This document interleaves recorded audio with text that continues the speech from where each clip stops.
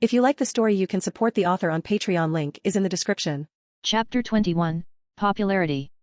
As July arrived, the heat grew intense, and Rei's high school was about to enter exam season. However, that tense atmosphere only existed in the elite classes. In an ordinary class like Rei's, everyone behaved the same as usual, with very few students feeling any pressure at all. The back row students still studied in class, played during breaks, and had never heard of post-class revision or peer competition. During this period, discussions about 5 centimeters per second had become increasingly common on campus.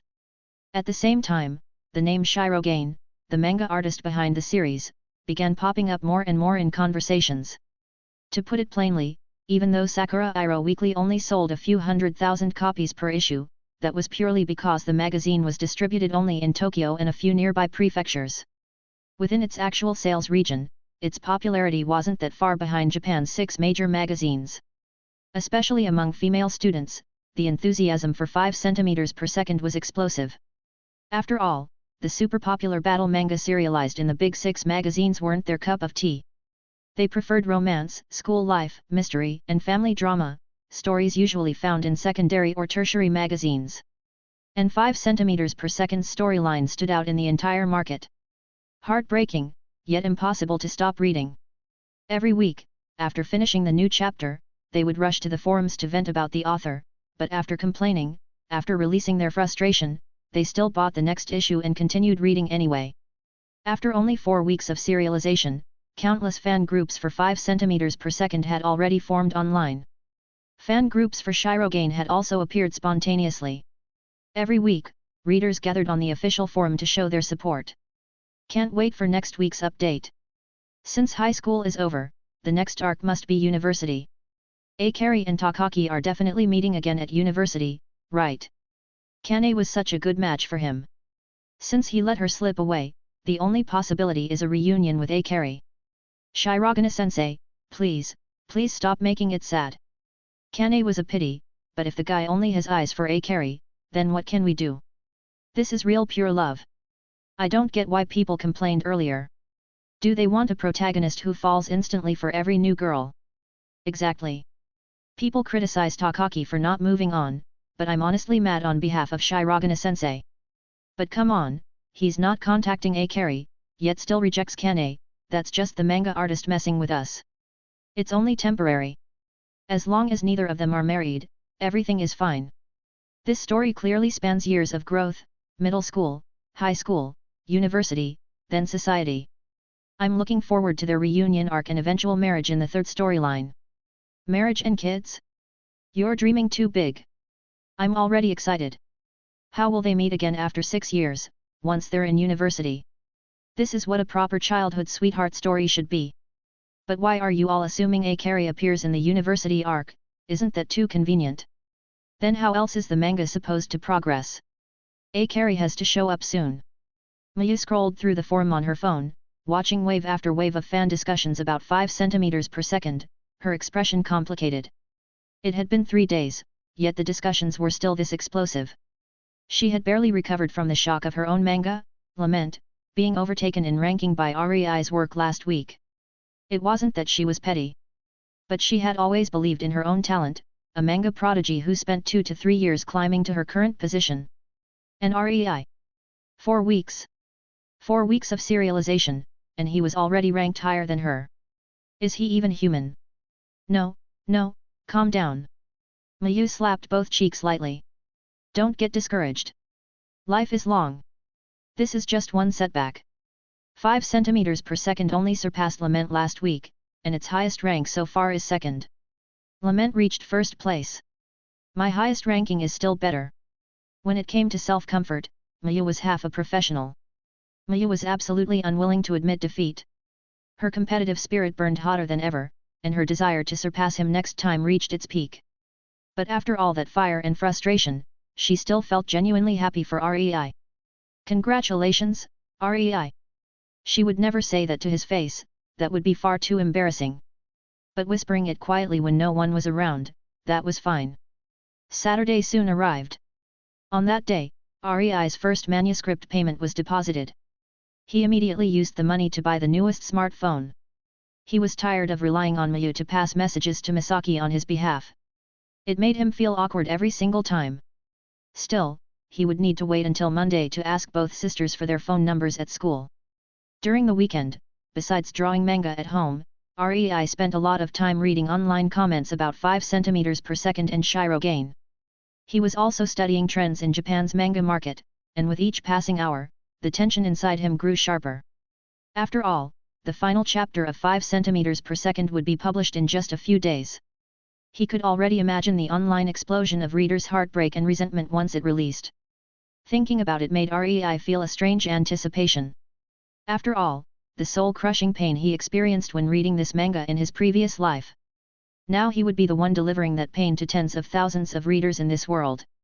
Suffering alone was miserable. But suffering together created a twisted sense of pleasure. A few days passed in the blink of an eye. Once again, it was Wednesday, the release day of Sakura Iroh Weekly. This issue featured the finale of the long-running hit series, High-Scoring Romance. The cover gave the series a full-color promotional page, and bookstores had updated their shelves with large banners advertising its conclusion. Fans of High-Scoring Romance flocked to stores early to buy the new issue. But one person did not come for that series. Rei Kirishima woke up early that morning and rushed straight to the bookstore. Her goal was only 1.5 cm per second. Normally, Sakura Iroh Weekly would announce a series conclusion 1 week early, giving readers time to prepare themselves emotionally. But 5 cm per second was a short work by design, and its ending was sudden. If readers knew ahead of time that this was the final chapter, the emotional impact would be weakened. So Hojimori Group intentionally gave no prior announcement. Because of that, when Shinichi hurried home with her freshly purchased issue, she opened the magazine with pure excitement, flipping through the pages until she found the serialization slot for 5 cm per second. And then, a set of bold letters greeted her. Her expression trembled. Chapter 5, 5 cm per second. Chapter 22, 5 cm per second. Is the title of this chapter the name of the work itself? That was rare. It wasn't the finale, so why use such a direct, thematic title? With that tiny confusion in mind, Shinichi turned to the next page. What greeted her was Shirogane's trademark artistic flair. A man working at a desk. Cherry blossom petals drifting in from the window onto the keyboard. His expression numbed, he stood up from his chair and walked out into the world. Shinichi immediately understood. That's Takaki. Takaki, all grown up. At the start of the story, Akari and Takaki exchanged letters. In high school, Takaki began using a mobile phone. And now, in this chapter, he was working at a computer. So the university arc had been skipped entirely? Straight into adult life? But the manga didn't give her any time to dwell on it. Soon, a familiar scenery appeared. The street lined with falling cherry blossoms. The railway crossing cutting through the town. The alarm bells ringing as the gates prepared to lower. As Takaki stepped forward, a woman approached from the opposite direction. Shinichi froze. That face, that silhouette. Akari? Were they really going to reunite like this? At the same cherry blossom slope. On opposite sides of the railway. In the very same positions as all those years ago. All they needed was to turn around. The two passed each other exactly at the center of the tracks, but the sudden alarm startled them, and neither looked back. Both walked toward their respective destinations. Takaki's inner monologue echoed. If I were to turn around right now, I feel certain she would turn around too. He slowly turned. And for a moment, just a moment, he thought he saw the woman across the tracks also start to turn. Then the sound of a rushing train filled the world. Steel roared between them, scattering cherry blossoms in a violent swirl. Shinichi's fingers shook as she flipped the page. But the manga suddenly shifted into a flashback. It was night. Takaki waited for the elevator after work. A woman called out to him, but he didn't answer. At the same time, far away, Akari boarded a train to Tokyo under her parents' supervision. Last night, I dreamed of old things, of when he and I were still children. It must be because of the letter I found. The scene cut to the letter she had never mailed, more than 10 years old, illuminated at the bottom of the page. The perspective returned to Takaki. As Shinichi read, the whole picture slowly became clear. Akari had something to attend to, so she boarded the train. Takaki, meanwhile, had once dated someone in university. Hey? Takaki had a girlfriend back then. But the message from that ex-girlfriend made Shinichiro go speechless. I still like you even now. But I believe that even if we exchanged 1,000 messages, our hearts would only be 1 centimeter closer. Shinichiro felt her heart tighten.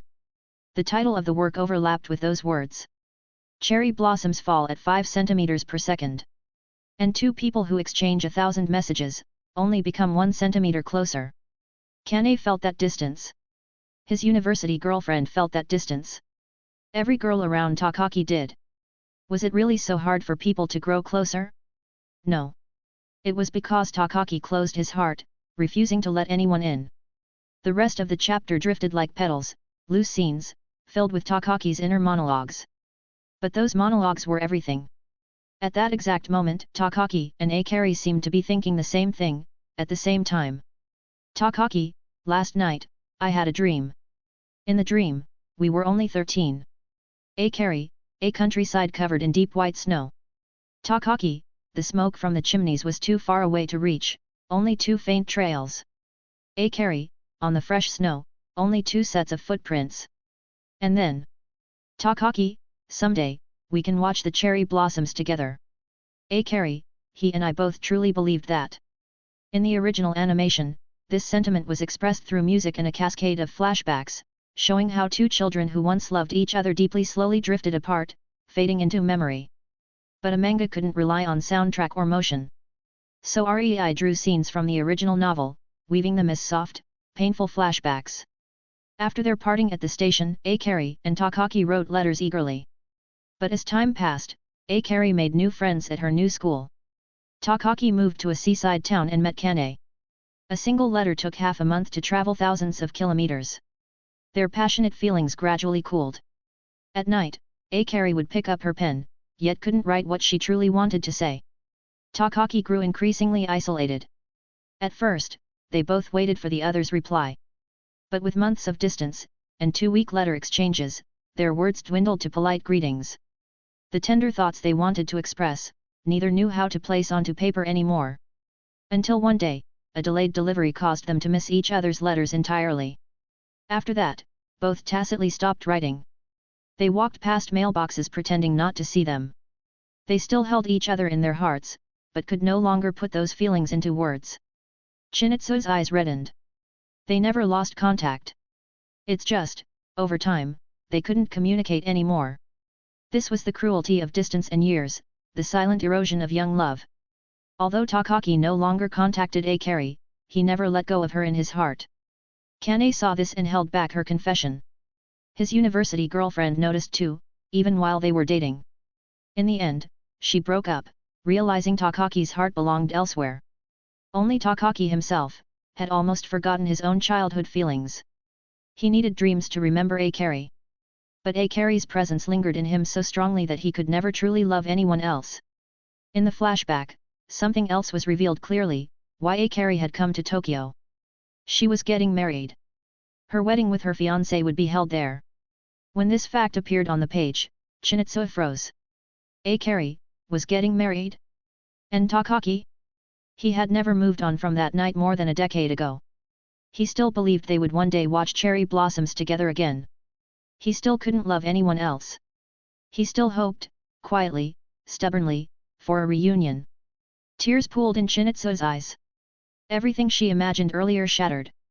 There was no romantic reunion in university. No destined meeting after years apart. Akari was getting married.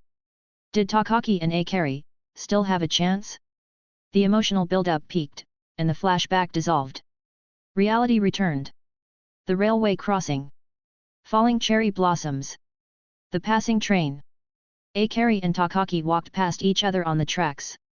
Takaki turned around. Shinichiri's heartbeat thundered in her ears. It's just marriage. Romance manga crash weddings all the time. The wedding wasn't held yet. What was there to fear? If Akari stood waiting on the other side of the tracks, if they could speak even once, their old feelings would surely ignite again. Cruel to the fiancé? Maybe. But this was pure love. This was fate. Please, Shirogane-sensei, let Akari and Takaki start over. Eyes filled with tears, Shinichiro turned the page. Chapter 23, Depressing? Touching? In the anime, the scene of the train passing lasted for dozens of seconds. Rei could still remember how irritated he felt when he watched that scene in his previous life. He wanted nothing more than to blow up the train out of frustration. But a manga couldn't afford that much time. At most, a few intercut flashbacks of earlier scenes could slightly extend the train's passing. Shinichiro flipped to the next page. Cherry blossoms filled the air, swirling upward in the warm current created by the speeding train. The petals danced. The train thundered across the tracks. And on the opposite side of Takaki, there was nothing. Only a row of cherry trees in full bloom. Tears burst from Shinichiro's eyes. She remembered something Akari had said, long ago, in the first episode she watched. How wonderful it would be if we could watch the cherry blossoms together again next year. A promise they never fulfilled. After that, they separated. In high school, they lost contact. In university, they forgot each other. Even now, when fate brought them back to the same slope, this was all that remained. Why? Why did it have to be like this? Shinichiro stared at the page. Takaki believed she would turn around just as he did. But the woman he hoped for, had already gone. He was the only one still stuck in that moment from years ago. Shinichiro turned the page, desperately searching for a miracle. The next panel showed Takaki smiling faintly, a soft, peaceful smile. He looked up. The confusion vanished from his expression. His heart seemed completely released. No lingering attachments. No hesitation. He turned away, smiling, and walked off without looking back at the cherry blossoms fluttering behind him. 5 centimeters per second. The end. Those characters hit Shinichiro like a blade. So, this was the final chapter. Her heart felt hollowed out. Is this really the ending for Takaki and Akari? More than 10 years of longing. Countless dream fragments. She couldn't even remember Akari's face clearly. But Takaki still kept the most important space in his heart for her. He rejected Kane. He broke up with a girlfriend of 3 years. He couldn't love anyone else. She meant that much to him. Then why could he turn away so peacefully? And why couldn't Akari wait for just half a minute? Their childhood promise, to watch cherry blossoms together again. If she had stayed a moment longer, just 30 seconds, after the train passed, they would have seen each other. Standing beneath spring's blowing petals. Why did she leave so easily? Pain spread through her chest. She understood logically, Akari was getting married. There was no future between them. Perhaps it was kinder not to reunite. But the first 4 chapters depicted their love so beautifully, so sincerely, so achingly. Anyone who read them would believe in that bond. And yet their final meeting in this life, was just passing each other as strangers, without even turning back. Shirogane-sensei, is this your view of love? If things end like this, how am I supposed to believe in love again? Shinichiro turned through the last pages of the magazine. At the bottom of the final serialization page, she found one more line. 5 centimeters per second volume release nationwide, July 23. Nationwide release was basically a slogan. Even though Hojimori Group had the resources to distribute uniformly to major bookstores, only blockbuster titles received that kind of treatment. Most likely, the real promotion would be strong only in the prefectures where Sakura Iroh weekly circulated. Shinichiro wiped her eyes but couldn't stop herself from grumbling. Shirogane-sensei, you ended it like this? No one, and I mean no one, is going to buy this volume. Shinichiro's eyes were already red, tears streaming non-stop from the impact of the manga's ending. But soon, she noticed a line printed at the bottom of the page. 5 centimeters per second, bonus in the Tankoubon edition, full exchange of Akari and Takaki's letters. Shinichiro's mind buzzed. The greatest regret of the entire manga was the pair of letters Akari and Takaki wrote to each other. Takaki's letter was never delivered, blown away by a sudden gust of wind on that snowy night. Akari's letter might also have never been sent, precisely because Takaki's never arrived. If Takaki had given her a handwritten letter, someone like Akari would absolutely have written one back. What if Takaki's letter had not been blown away? Would everything have changed? The thought was unbearable. Sadness flooded her chest again. She memorized the release date of the 5 centimeters per second Tankoubon, July 23, then quietly closed the magazine. She needed time to breathe. There was no way she could read any other manga today. As more readers bought the new issue that morning, the official Sakura Iroh weekly forum exploded. Posts about 5 centimeters per second and Shirogane shot upward like a rocket. Why is this the ending? It ended in just 5 chapters. I'm crying into my blanket and I can't stop. I refuse to accept this ending. I'm fine with Akari getting married, but not giving Takaki even one chance to meet her again? That's too cruel. She was the one who said, let's watch the cherry blossoms together next year, and now she doesn't even look back. How can someone change so much? Shirogane-sensei, seriously, does anyone know her address? I'm going to confront her. I heard the author is a high school student. High schooler? No way. No teenager can draw something this delicate. Isn't the author of Lament also a high school student? Are those two secretly connected? Are they the same person? Their art styles aren't even similar. Don't joke. I'm in a long-distance relationship too. I'm terrified we'll end up like this. Shirogane, you've gone too far. Show yourself and explain this ending. I swear, I'm going to hate this author for life. I'm never reading her works again. And then, a different kind of comment started appearing. Haven't you all understood yet? This manga is absolutely brilliant. Yes, I cried too, but this is a masterpiece. Takaki didn't lose. He reconciled with himself. This story is telling us to stop clinging to the past, and move forward bravely. Why do you all only see the sorrow? Don't you understand the depth of what Shirogane-sensei wanted to convey? Life cannot be reset. The old Takaki refused to accept that, which is why he hurt Kane and his college girlfriend. Only when Akari didn't wait for him did he finally let go. This is the perfect ending.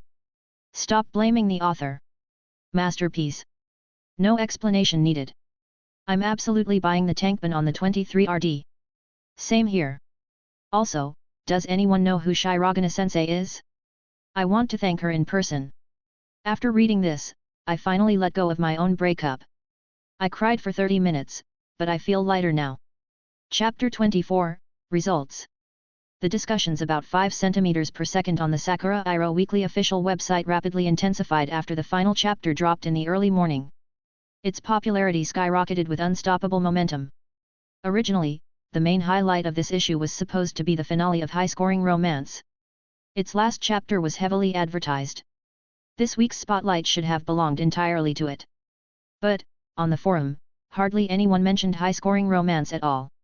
Instead, countless readers who had just finished 5 centimeters per second rushed online to vent, scream, curse, praise, despair, and argue. Meanwhile, inside the Sakura Iroh weekly editorial backend, the real shock came from the vote statistics. The fan support votes for 5 centimeters per second were rising far faster than any previous week, so fast that it completely suppressed high-scoring romance, last week's top-ranking title. By noon, the faces of the editorial team members responsible for Sakura Iroh Weekly at Hojimori Group were frozen in disbelief. Some had predicted the final chapter would cause an uproar. But no one expected this level of uproar. Even with an ending that was controversial at best, fans cursed while voting, complained while supporting, wept while slamming the support button. And somehow, this wave was strong enough to overshadow a final chapter that had been advertised a week in advance. Could it be that 5 centimeters per second will step over high-scoring romance and take first place this week? During high-scoring romance's own finale, the room fell silent. Misaki's expression shifted. Her heart secretly wished, yes. Let it happen. Let it surpass it. She glanced sideways at Jun. His expression was pitch black. He had no rebuttal to the teasing comments from co-workers. Only one thought echoed in his mind. Who exactly is Shirogane? Is she really a high schooler? Or is she the pen name of a veteran manga artist? At lunch break, many students rushed off campus to buy the newest manga magazines and light novels from the bookstore. Among them were Rei's classmates, Ui and Hana. They went to the same bookstore where they once bumped into Rei, then skillfully grabbed the latest issue of Sakura Iroh Weekly. Let's go back. Nia and Kori must be dying of impatience, Ui laughed. Hana replied. While most students were still eating in the cafeteria, the 4 girls returned to a quiet, empty classroom. They gathered together, eyes sparkling with expectation, and opened the magazine. 20 minutes later, all 4 had red, swollen eyes. Their faces were blank with despair. Classmates returning from lunch stopped dead in shock. Shirogane, who is she? Yui whispered, her voice hollow. This ending had shattered her. Seeing her friends suffering the same way gave her a tiny sense of comfort. But then, a thought surfaced suddenly. Hadn't Rei said something a few weeks ago? Something eerily similar? In a few weeks, you'll see the final fate of the protagonists. Back then, Yui and her friends brushed it off as nonsense. But now? Why could Rei predict that 5 centimeters per second would reach this plot point in a few weeks? You know, the manga never said anywhere that it was a short series. Her heartbeat quickened. Slowly, she turned toward Rei's desk. Empty. As always at lunch. Rei disappeared every noon. No one knew where he went or what he did. A chilling possibility rose in Yui's mind. Could it be? But the thought was too terrifying. She shook her head violently. No, impossible. That's ridiculous.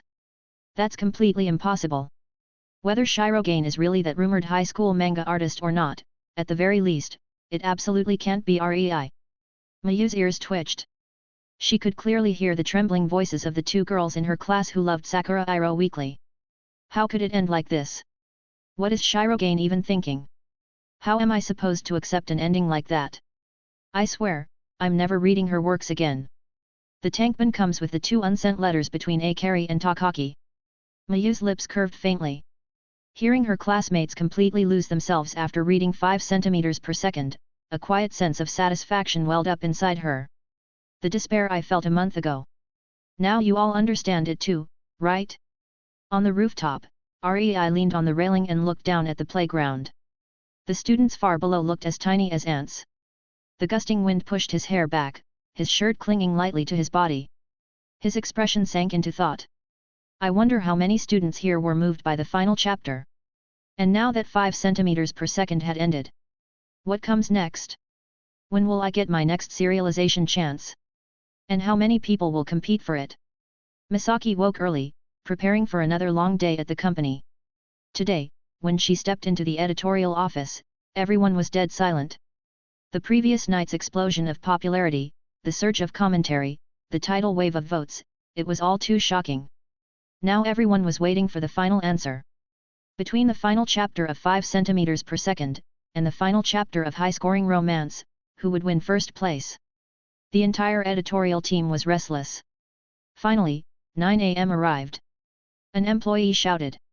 The results are out. Misaki took a deep breath. Her elegant face showed a hint of tension. She opened the results on her phone. And the moment she saw the numbers, her entire body trembled slightly. Popularity poll results. 5 centimeters per second, 7,356 votes. 2 high-scoring romance, 5,012 votes. 3 lament, 3,912 votes. First place. Misaki's hand tightened, then slowly relaxed. So, this is the result. She remembered her very first meeting with Rei. The day he nervously handed her that simple manuscript. Never ever did she imagine that this tiny 5-chapter manga would one day take first place in Sakura Iroh Weekly. And not with a small margin. Over 7,000 votes. Typically, even the top series barely exceeded 3,000 votes. But this time? 5 centimeters per second had more than doubled that. Misaki found herself wondering. What will the first week sales of the Tankoubon look like when it releases in 2 weeks? Excitement rose quietly in her chest. Meanwhile, Editor June looked like he had just swallowed poison. High-scoring romance was serialized under his responsibility. He had planned carefully. Final chapter hype, promotional push, banner ads, store posters, editorial spotlight. Everything was lined up. But now, all the attention, all the discussion, all the emotion, had been stolen completely by 5 centimeters per second. This manga was different, on a level he couldn't even predict. If it was already performing like this during serialization, then when the Tankoubon hit stores, what about its sales? Its reviews? Public response? Would it also produce something unbelievable, just like today's popularity poll? Chapter 25, Market, Performance and Expectations. The editorial team of Hojimori Group, responsible for Sakura Iroh Weekly, was buzzing with disbelief. They had already announced the conclusion of high-scoring romance 2 weeks in advance. For the past 2 months, that manga had been heavily criticized for its diluted, boring plot, but precisely because of that, the editorial team wanted to give it a respectable farewell by letting it take first place one last time. And in fact, the fans really had supported it. Out of goodwill, many still voted, which was the only reason high-scoring romance reached over 5,000 votes. Support votes in weekly magazines were one of the most powerful indicators of a work's real market value. Most manga readers were lazy, terribly lazy. Even after finishing a chapter they loved, only a tiny fraction would actually bother to open a web page, log in, and cast a vote. Thus, the number of votes a manga could mobilize represented how deeply it touched readers, how compatible it was with the market, how powerful its emotional impact was. So with 2 years of accumulated fanbase, and 3 weeks of pre-finale advertising, the editors were certain high-scoring romance would take the top spot. But instead, it was crushed. And not by a little. 5 centimeters per second, 7,356 votes, high-scoring romance, 5,012 votes. This is absurd. I thought it was just a tragic romance. Why is the market reaction this huge? The magazine has only been out for 1 day, and already about 1% of readers cast votes? For a weekly? That's outrageous. Something's off. The entire forum is overflowing with 5 centimeters per second. The other finale this week, high-scoring romance, got completely overshadowed. Everyone was whispering, glancing repeatedly at Misaki. After all, she was the one who discovered Shirogane. And not just Shirogane, but also Saki. Hojimori Group, a massive publisher, normally let its tertiary magazines like Sakura Iro Weekly handle new artists. But when a newcomer displayed exceptional talent, HQ would quickly pull strings to give them access to better magazines, bigger platforms, national distribution. And now? 2 high school manga artists, Saki and Shirogane, had both achieved #1 rankings. They were perfect for the company's theme of promoting genius teenage creators. Their talent was unmistakable. Everyone in the office sensed the implications. And so, their eyes toward Misaki were filled with envy, jealousy, respect, and subtle bitterness. During lunch break, Rei turned on the new phone he had just bought. 2 unread messages appeared from Misaki. He opened the first. First place. Rei's eyes narrowed, then widened slightly. It was the result he predicted, yet actually seeing it sent a thrill through him. He took a deep breath and opened the second message. You mentioned working on a new manga before, right? Keep it up. If the 5 centimeters per second Tankoubon sells well, I might be able to submit your new work to a higher tier magazine in the group. Rei froze. Then excitement bubbled up. Sakura Iro Weekly is only a 3rd tier magazine. Which meant, there were 2nd tier journals. And above those, Fantasy Dream Comics. Weekly circulation, 16 million copies. Rei almost laughed. In his previous life, the peak of Weekly Jump had only been 6 million. But Japan here had 10 times the population, a stronger manga readership, better anti-piracy, wider distribution, deeper cultural penetration. With that environment, even 40-50 million copies was theoretically possible if readership habits matured. However, the environment here was completely different from Rei's previous life. In his past world, Jump had dominated the manga market for nearly 20 years. Saint Seiya, Yu Yu Hakusho, Slam Dunk, Dragon Ball, one giant after another had cemented Jump's dominance. At its peak, Dragon Ball had pushed Jump's circulation to 6 million. Meanwhile, Magazine and Sunday hovered at just over 2 million. One superpower, 2 strong contenders, a stable hierarchy. But in this world, the situation was vastly different. The 6 major manga companies all possessed powerful, beloved series. None had created a market killer like Dragon Ball that crushed all competition. The market is only so big, and when averaged out, it results in 6 manga journals with weekly sales exceeding 10 million, which are also the only 6 primary manga journals in the market. Below them were the secondary journals, each selling over 1 million copies weekly. For Hojimori Group, Fantasy Dream Comics primary, 16 million. Amatsukage secondary, 1.7 million. Mirage Comics secondary, 2.6 million. Sakura Iro Weekly tertiary. Misaki's message was now crystal clear. If 5 centimeters per second's Tankoubon sales were strong enough, if Shirogane proved capable, then Rei's next work might enter the serialization selection meeting for Amatsukage or Mirage. The path of a manga artist was rigid but clear: start from tertiary journals. Break out, advance to secondary journals. Achieve extraordinary results, enter the top 6 primary journals. Only proven creators with high emotional endurance were allowed into the big leagues. No primary magazine valued a new artist's elementary school level experiment. After all, there were many stories with strong beginnings, but very few creators who could survive deadline pressure, endure reader criticism, avoid collapsing under heavy expectations, withstand obsessive extremist fans, handle millions of comments, resist mental burnout, keep creating even when sick, exhausted, or anxious. Countless new artists broke under pressure. Some vanished. Some stopped drawing forever. Some suffered breakdowns due to online abuse, unable to even touch a pen again. Rei inhaled sharply. It was going to be a long, grueling climb. The manga world was a battlefield of capital and competition. To succeed, a creator had to break out from a sea of tens of thousands. Just as Rei collected his thoughts. Clack! The rooftop door behind him opened. Chapter 26, Conversation and Time. Oh, Rei. Mayu quietly closed the rooftop door behind her and waved with a soft smile. The noon wind on the school rooftop was harsh. The sky was overcast, heavy with incoming rain. The gusts whipped Mayu's long, black hair around her slender waist, making it dance wildly. Her expression was gentle, but her eyes carried a complicated shade of emotion. Congratulations! 5 centimeters per second took the #1 spot in Sakura Iro Weekly. If it were simply that Rei's manga reached first place, she might have felt only a small pang. But the manner of victory, a crushing 7,000 vote lead, weighed heavily on her chest. Whether it was high-scoring romance or her own lament, neither stood a chance once Chapter 5 of Rei's manga dropped. She wasn't jealous. She wasn't resentful. But something unsettling had bloomed in her heart: doubt. Mayu had always believed she was exceptionally talented, a born manga artist, and she aimed to stand among the legends, just like her mother once had. But now, here, in a plain high school, was someone even more monstrously talented.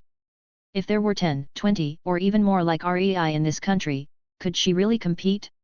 Ordinary people don't react much when they see a genius. But when a genius meets someone greater than themselves, they lose their footing. The gap was unfair from the start. Rei seemed to sense her discouragement. He smiled lightly. You're amazing too.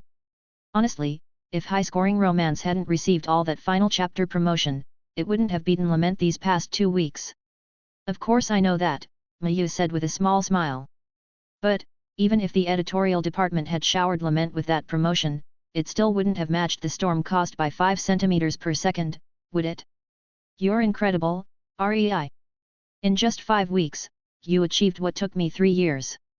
I'm starting to wonder, just how many manga artists in this country are like you. Rei chuckled softly. There won't be a second.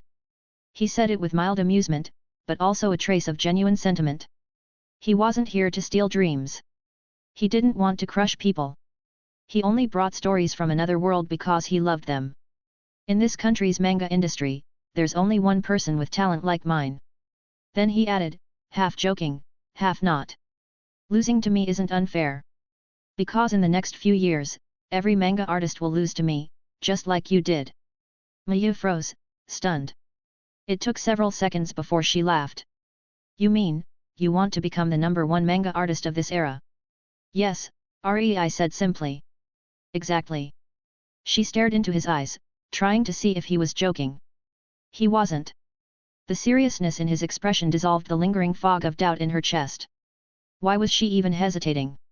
Why was she doubting herself after just one loss? Rei wanted to become the best manga artist in the country. And she was moping because she stumbled once? It was embarrassing. Shameful even. Mayu inhaled deeply, regaining her spirit. She didn't say anything cheap like "I'll beat you next time." She didn't pretend she wasn't shaken. She just accepted reality: she lost this time. And next time, she would take it back. The fire in her eyes made Rei realize her mindset had fully recovered. Speaking of which, Mayu said softly, stepping toward the railing, watching the thick clouds roll across the sky, with the quality of 5 centimeters per second, I wonder what kind of numbers the Tankoubon will hit. What about Lament? How are its Tankoubon sales? 7 volumes so far. Average of 400,000 per volume, Mayu replied immediately. 400,000. Rei's eyes narrowed slightly. In his previous world, a manga averaging 1 million per volume meant you were top tier. Several 100,000, you were a hit author. But here? 400,000 was only considered third tier. Even so. Then aren't you basically a millionaire already? Rei said with a half-teasing envy. He wasn't jealous of the money. But as someone who failed to make a living from manga in his last life, seeing someone earn that much doing what he loved stung in a bittersweet way. It was like people had no problem with distant millionaires, but watching someone next to them suddenly strike gold made his blood pressure spike. 7 volumes. Average 400,000 copies each. Total Tankoubon circulation, 2.8 million. At 13 yen per copy, with standard 6% royalties, plus manuscript fees. Even after tax, Mayu earned nearly 2 million yen. Honestly, I'd be rich even if I never drew manga again. Mayu burst into laughter at Rei's expression. My mother was a top-class manga artist in her time. Her mangas sold tens of millions of copies. Her works were adapted into TV dramas, anime, movies, novels, even games. Plus she was a master investor, so she left my sister and me a huge inheritance. She smiled like it was the most natural thing in the world. Otherwise, where do you think the mansion we live in came from, or how can my sister stay in a dead-end manga editor job purely as a hobby? Her salary isn't even enough for her cosmetics and cosplay. Rei's face froze. Damn capitalists. Damn rich people. Now he was truly jealous. Envious. And resentful. Seeing his expression, Mayu laughed even harder. You were so confident just now about becoming the #1 manga artist. If you really reach the top, you'll surpass my mother by 10, no, dozens of times. Just watch me, Rei said after a quiet pause. The rooftop wind howled past them, carrying his voice and Mayu's laughter into the cloudy sky. The final week of Rei's first year of high school came to an end. 2 days after exams, results were released. Rei Kirishima, with the foundation of a former science student from a top university, combined with 2 months of refreshing his knowledge in this world, took first place in his entire class. Not only that, he squeezed into the top 30 of the entire grade. His homeroom teacher stared at the ranking sheet in disbelief. And the class group chat instantly exploded. How is this possible? This kind of miracle only happens in third year. Is he possessed? What kind of monster improvement curve is this? Teachers had seen countless students over the years. Some people suddenly awakened in their final year. Some quit games and transformed. Some always had hidden talent that bloomed late. But someone who awakened like this, in the first year of high school? Absolutely unheard of. But Rei had no chance to face their curious stares. As soon as summer vacation started, Rei immediately disappeared from view. At home, he plunged fully into drawing his new manga. Preparing for the release of the 5 cm per second Tankoubon. Chapter 27, Summer Vacation. In the quiet room, Rei's pen traced delicate lines across the page.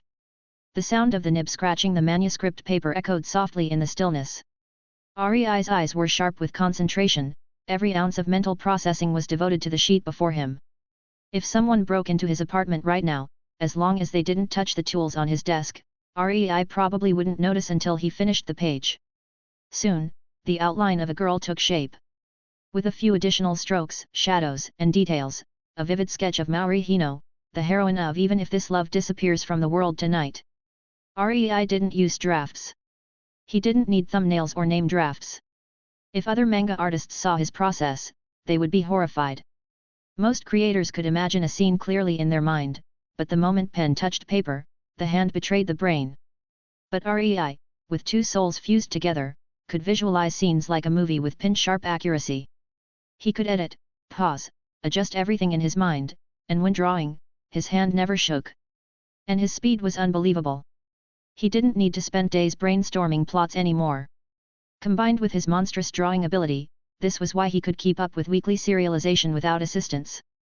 In his previous life, the premise wasn't new. A girl, Maori Hino, who had an accident years ago while saving someone, and after waking up, she could no longer retain new memories. Her life was frozen on the day of the accident. Everything before that day remained crystal clear: her parents, her childhood, her school life. But anything after that, every event, every conversation, every emotion, disappeared as soon as she fell asleep. Each morning, she woke up believing it was the day of the accident. So she could never truly make new friends. Never truly fall in love. Never move forward. The only way she understood her life now was through the diary entries written by her one-day selves. In that fragile state, Toru Kamiya, the boy who didn't know about her condition, confessed to her anyway. And their bittersweet, fragile love began. Rei once thought the premise was cliché, but after reading it, he realized how wrong he was. The execution was entirely different. The heartbreak deeper. The emotions painfully genuine. A sweetness that lingered in the beginning, only to shatter beautifully as the story progressed. If 5 centimeters per second could break hearts, even if this love disappears from the world tonight could crush entire souls. Before long, another manuscript page was done. It still needed background work, but the core page was complete. Rei leaned back and finally exhaled. He reached for his phone to check the time, only to see several unread messages. All from Mayu. Still drawing. By the way, you've been working on your new manga for ages. You've definitely accumulated a ton of draft pages, right? Want to show me? I can point out flaws if you like. Also, after the Tankoubon releases next week, buy a few copies of 5 centimeters per second, sign them and give them to me as a collection item. In return, I'll sign a full set of Lament for you. Why aren't you replying? Are you still drawing? Hey! Stop drawing for a bit. You're stressing me out. 5 centimeters per second is already finished. High school students should rest during summer vacation. Balance, Rei Kirishima. Rei scrolled through the flood of messages, and despite himself, a smile appeared on his face. At school, Mayu was always the model student, calm, brilliant, polite, a little distant. Among classmates, she was admired but never approached too closely, a perfect, unreachable honor student. But once she and Rei discovered each other's interests, the distance evaporated. Especially during summer break, Mayu messaged him constantly, asking about his new project, sharing her thoughts, complaining about deadlines, even checking up on his sleep schedule. The moment she learned Rei could draw 10 hours straight without stopping, her sense of crisis exploded. It was exactly the feeling of watching a friend study like their life depended on it, while you yourself sat there scrolling your phone. Rei typed back with a teasing tone. I'm not tired at all. Inspiration's overflowing today. Honestly, I feel like I could draw all night. Meanwhile, in her room, Mayu had been lying over her manuscript paper for half a day, not even a single clean panel drawn. Her expression twisted the moment she read his reply. Are you kidding me? Does he never get stuck on plot? Even if he doesn't, how does he not get bored drawing non-stop? Is he even human? Just then, a cold voice echoed from outside her door. Mayu. Your deadline is in 2 days. It was Misaki, her older sister, speaking with the same calm sharpness she used in editorial meetings. If you don't finish this arc of Lament, I'll lock you in here every weekend until you do. And if you don't focus, I'm confiscating your phone. And you can forget about sleep. Got it, Mayu said weakly. Her flawless expression scrunched with misery. All around the country, high schoolers were enjoying summer vacation. But she was fighting deadlines. 5 centimeters per second had ended. High-scoring romance had ended. But her Lament still had a major final arc left, scheduled to run several more weeks. This week, as predicted, Lament reclaimed the #1 spot in Sakura Iro Weekly. But without her terrifying rival, that #1 felt strangely empty. After scolding her sister, Misaki stepped into the hallway and took out her phone. She typed a message to Rei and hit send. It was short and professional. Please register accounts on the major social platforms. The group will verify Shirogain officially. It will help boost the Tankoubon release. The collected edition of 5 centimeters per second would be released in just a few days. Having the author show up online, properly certified, and letting fans follow him would greatly increase the first week sales. The weekend passed in a blink. On Monday morning, across all major social networks, a new verified account quietly appeared. At Shirogane Official, author of 5 cm per second. At the same time, the Sakura Iro Weekly official forum pinned a global announcement. The official account of manga artist Shirogane has been verified. There were only 3 days left before the Tankoubon release. The fans, who had been building pressure for weeks, erupted instantly. Good. Finally showed yourself. I was starting to think you'd run away forever, Shirogane, too scared of the 5 cm per second fans to ever open an official account. And you open it now? A few weeks later? You think that changes anything? Adorable. Truly adorable. What, did you believe the scolding would fade if you waited long enough? Naive. Chapter 28, Single Volume Release.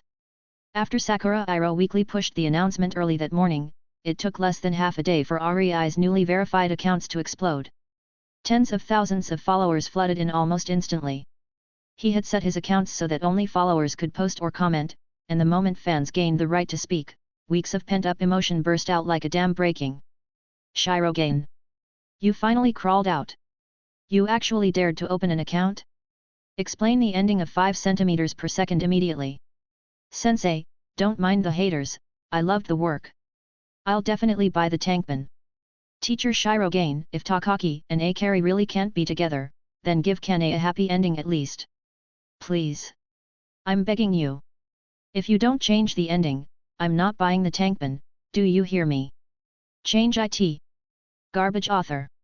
If you can't write romance properly, hand me the pen. I'll draw a better ending with my feet.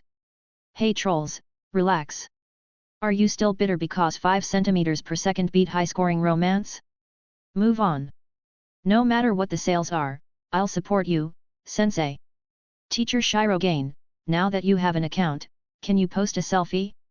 Is it true you're a beautiful high school girl manga artist? A high school girl? Rei stared at his comment feed with an expression that was somewhere between bafflement and amusement. But thinking it through, it wasn't surprising. Shirogane was a gender-neutral pen name. Most authors in Sakura Iro Weekly were female. The emotional delicacy of 5 cm per second, the inner monologue-heavy narrative. Male authors rarely created stories in that style. So the misunderstanding was inevitable. Rei let out a small sigh. Let them fantasize. And one day, he would take great pleasure in personally shattering those fantasies. That, too, was one of the joys of transmigration. Rei tapped out the first ever official message under the pen name Shirogane, to the entire manga world. Hello everyone. I'm Shirogane, author of 5 cm per second. Nice to meet you. A short, simple greeting. And yet, it marked the official debut of the manga artist Shirogane in this world. Naturally, the comments erupted again, complaints, curses, encouragement, confessions, fan dedications, everything. Time flowed quickly. Soon, July 23 arrived. Every year, Japan produced a staggering number of manga. Most of them sold poorly, and countless manga artists barely scraped by. If a new manga's Tankoubon sold below 5,000,10,000 copies in its first week, the work was essentially marked for cancellation. First week sales usually determined everything. In general, first week sales equals 40–60% of first month. First month sales equals 40–60% of total sales. This was considered normal. Of course, exceptions existed. Long-running monsters like One Piece had such overwhelming long-term sales, that first week numbers were a fraction of total lifetime sales. In Japan's manga industry, magazines like Sakura Iro Weekly followed harsh rules. If a new Tankoubon sold fewer than 30 to 50,000 copies in its first week, the serialization was essentially over. Such numbers meant the work had no commercial viability, lowered the magazine's overall standard, and would be axed without hesitation. But when it came to 5 cm per second, the editorial department held strong confidence. After all, it had overpowered high-scoring romance, a long-running series with an average volume circulation of 520,000 copies. No matter how conservative the prediction, the Tankoubon should at least exceed 500,000 in lifetime sales. Using the standard calculation, first week sales roughly equal to 1/3 of total sales, the editors quietly set an internal success line of 200,000 copies for the first week. Distribution for Tankoubon was also far wider than weekly magazines.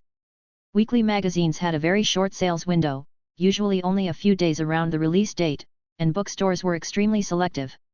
If a weekly didn't sell well in a region, stores simply refused to stock it. That was why Sakura Iro Weekly circulated only in a handful of prefectures around Tokyo. Tankoubon were much safer for retailers. They didn't expire quickly, unsold stock could be returned, and bookstores took far fewer risks. Because of this, 5 cm per second was stocked across more than a dozen prefectures, though its strongest sales push was naturally in the regions where the magazine already had loyal readers. On July 23, the Tankoubon quietly appeared on bookstore shelves throughout Japan. The cover featured a cherry blossom tree shedding petals in the wind, with a boy and girl sharing a gentle kiss beneath the falling blossoms. The promotional sticker said only one line: "The tear-jerking masterpiece by genius high school manga artist Shiro Gain." Surrounded by Tankoubon from the country's biggest bestsellers, it didn't stand out visually. But readers of Sakura Iro Weekly, especially fans who had been mentally wrecked by the final chapter, didn't hesitate. In the prefectures where the magazine circulated, people walked straight into stores, headed directly for the manga shelves, picked up 5 cm per second, and went to the counter without even flipping it open. First week sales reports usually took a week or two to compile. But internally, Hojimori Group began receiving unusual signals almost immediately. Only 3 days after the Tankoubon's release, multiple regional distributors reported local stock shortages and requested urgent reprints.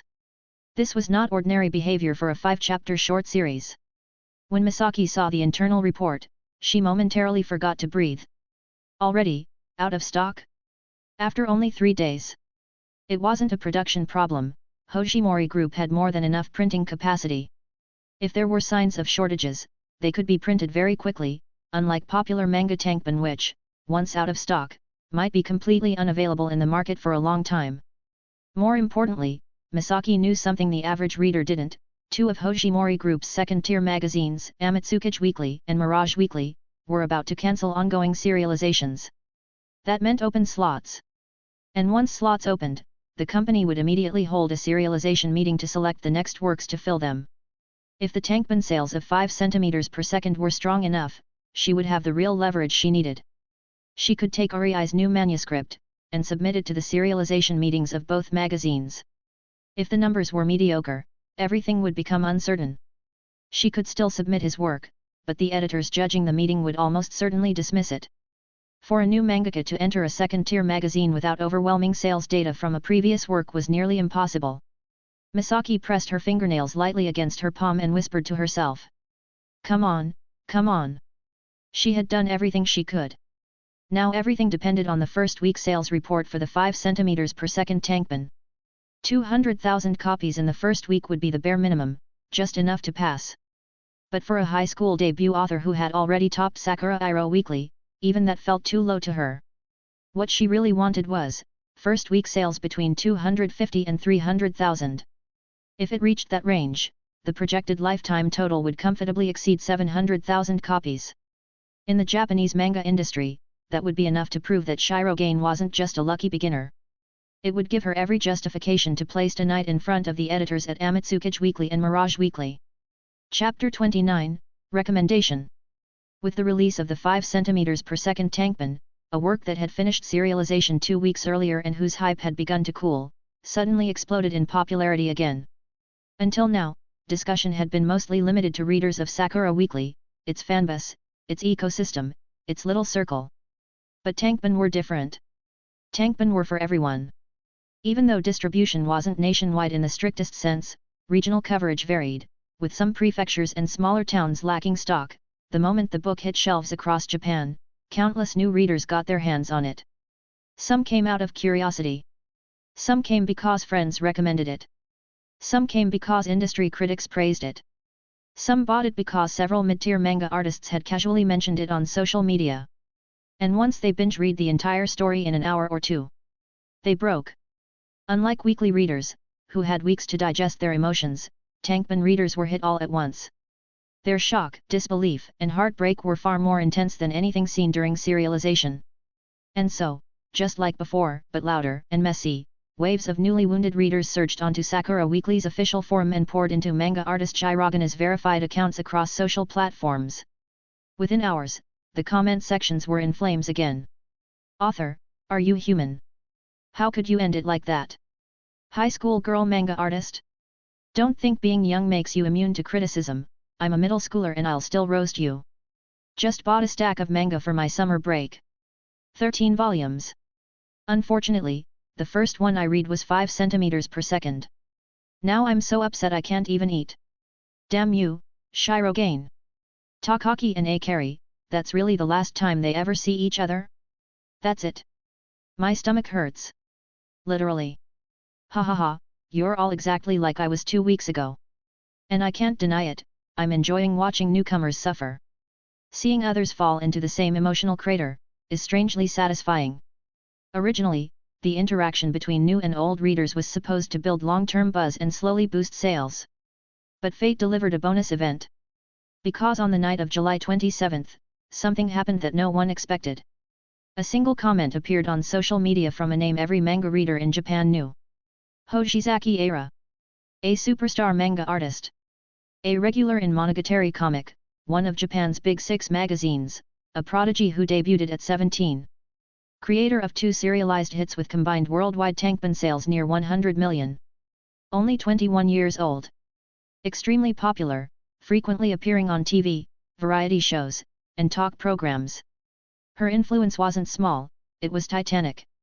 And she posted only one brief line. I recently read a debut work called 5 centimeters per second. It's really good. Just a simple endorsement. Yet in the Japanese manga world, it was the equivalent of a meteor impact. Readers knew exactly what that sentence meant. Eira never praised anything lightly. When she did, it always spread through the entire industry. It instantly pushed 5 centimeters per second into the spotlight far outside Sakura Weekly's ecosystem. Because the moment a star at her level said this manga is good, nearly the entire manga reading population took notice. It was similar to how, in Rei's previous life, Ichiro Oda openly praised Your Lie in April, or how Yoshihiro Togashi publicly supported Demon Slayer when it was still at risk of cancellation.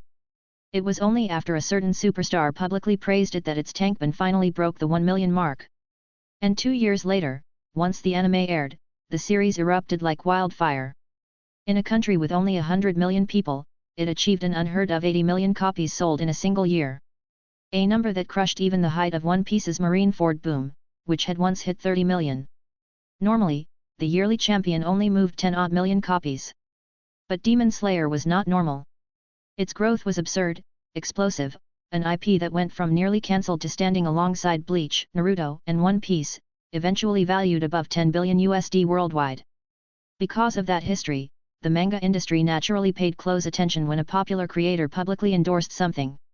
Which was why Eira's sudden, open praise for a work serialized in an entirely different magazine raised eyebrows everywhere. Even veteran editors whispered to each other. Why would Eira boost a rookie from another company? Even Miyu herself was very surprised. If Eira were a contracted artist of Hojimori Group, this could have been written off as a strategic push arranged by the higher UPS. But after asking her sister, Misaki merely frowned, shook her head, and said, "We have no connection to her.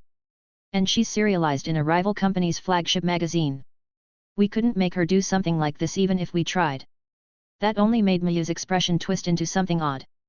So she just read 5 centimeters per second, cried her heart out, and decided more innocent readers should feel that pain too. Watch your phrasing, Misaki sighed, though a small smile tugged at her lips. Her clear eyes softened. But yes, Eira is a very straightforward person.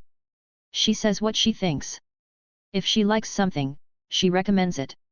I'm not surprised she'd post something like that. Then her tone shifted, becoming more businesslike. And this is excellent news. Even if just a fraction of Eira's massive fanbase takes interest, it will push Tankoubon sales up significantly.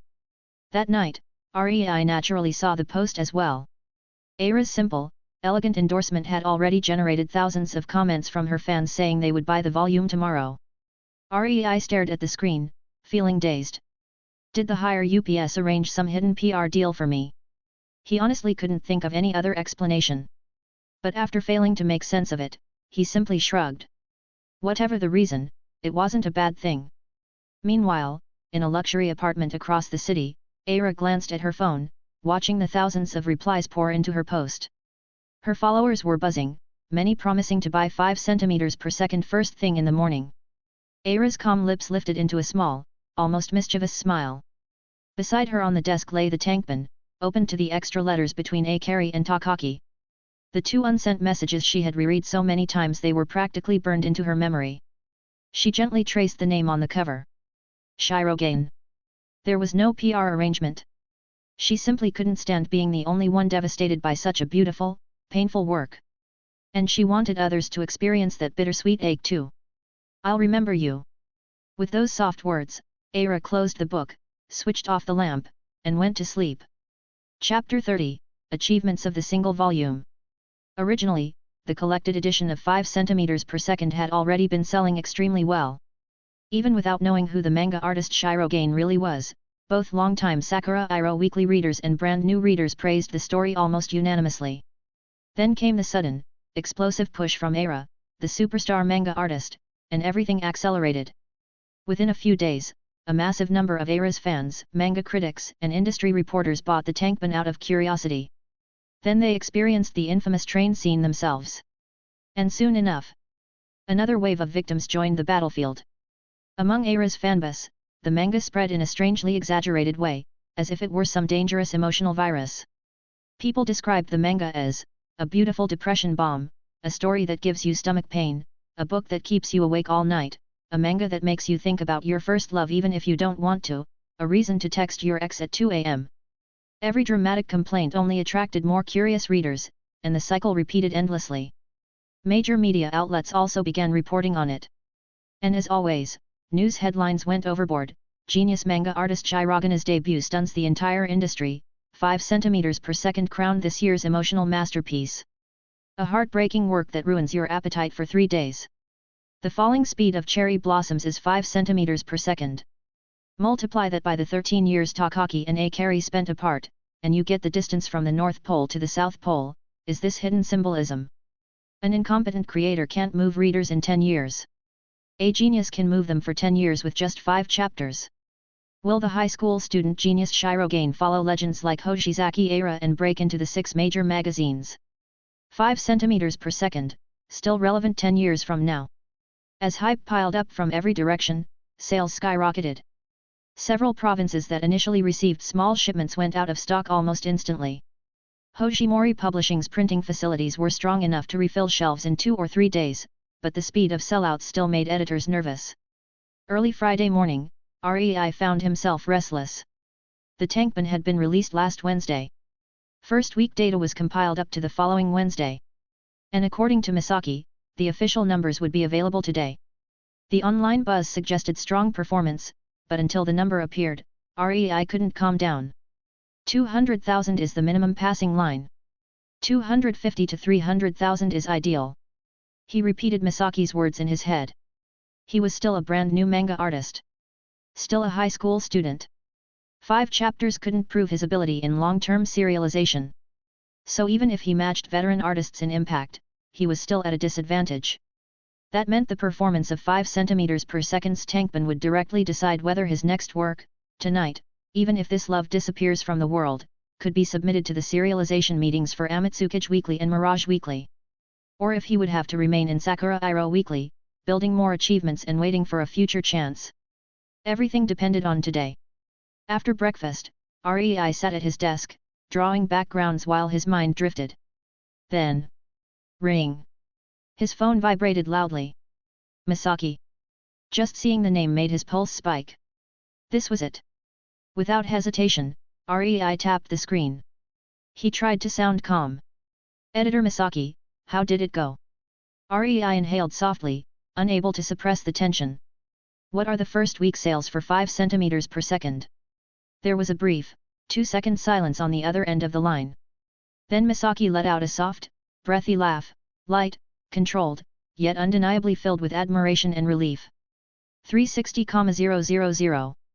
Rei's expression stayed outwardly calm, but his fingers tightened around the phone despite himself. Misaki continued. Rei, the first week Tankoubon sales of 5 cm per second are 360,000 copies. Her voice trembled just slightly. Misaki hated revealing her emotions, yet even she couldn't completely suppress her excitement. This result far exceeds our projections. With this, you are absolutely qualified to submit your new work to the serialization meetings for Amatsukage Weekly and Mirage Weekly in the next 2 weeks. For someone as composed as Misaki, that was the equivalent of shouting with joy. In her 2 years as a manga editor, among all the works she had handled, nothing came close to this number. 360,000 in the first week. That practically guaranteed that the total sales would exceed 1 million copies. And 5 centimeters per second was only a single volume manga. That meant average volume sales, 1,000,000 plus. An achievement almost exclusively produced by the top 6 national magazines. Only a handful of second-tier magazines ever achieved this. For a third-tier magazine like Sakura Iro Weekly, even 600-700k total was legendary. Yet here REI was, surpassing 1 million with a debut short story. Of course, it wasn't just the story's power, but also the public support from superstar manga artist Eira, plus a relentless wave of glowing reviews from critics and manga media. Every factor converged at the perfect moment. Misaki exhaled deeply. REI, spend the next few days organizing the manuscript of your new manga. Her meaning was unmistakable. When Misaki ended the call, REI finally let out a long, shaky breath. He kept telling himself to stay calm. But there was no way he could. Just as he placed the phone down, it rang again. Mayu. REI answered, and her bright, cheerful voice immediately filled his ear.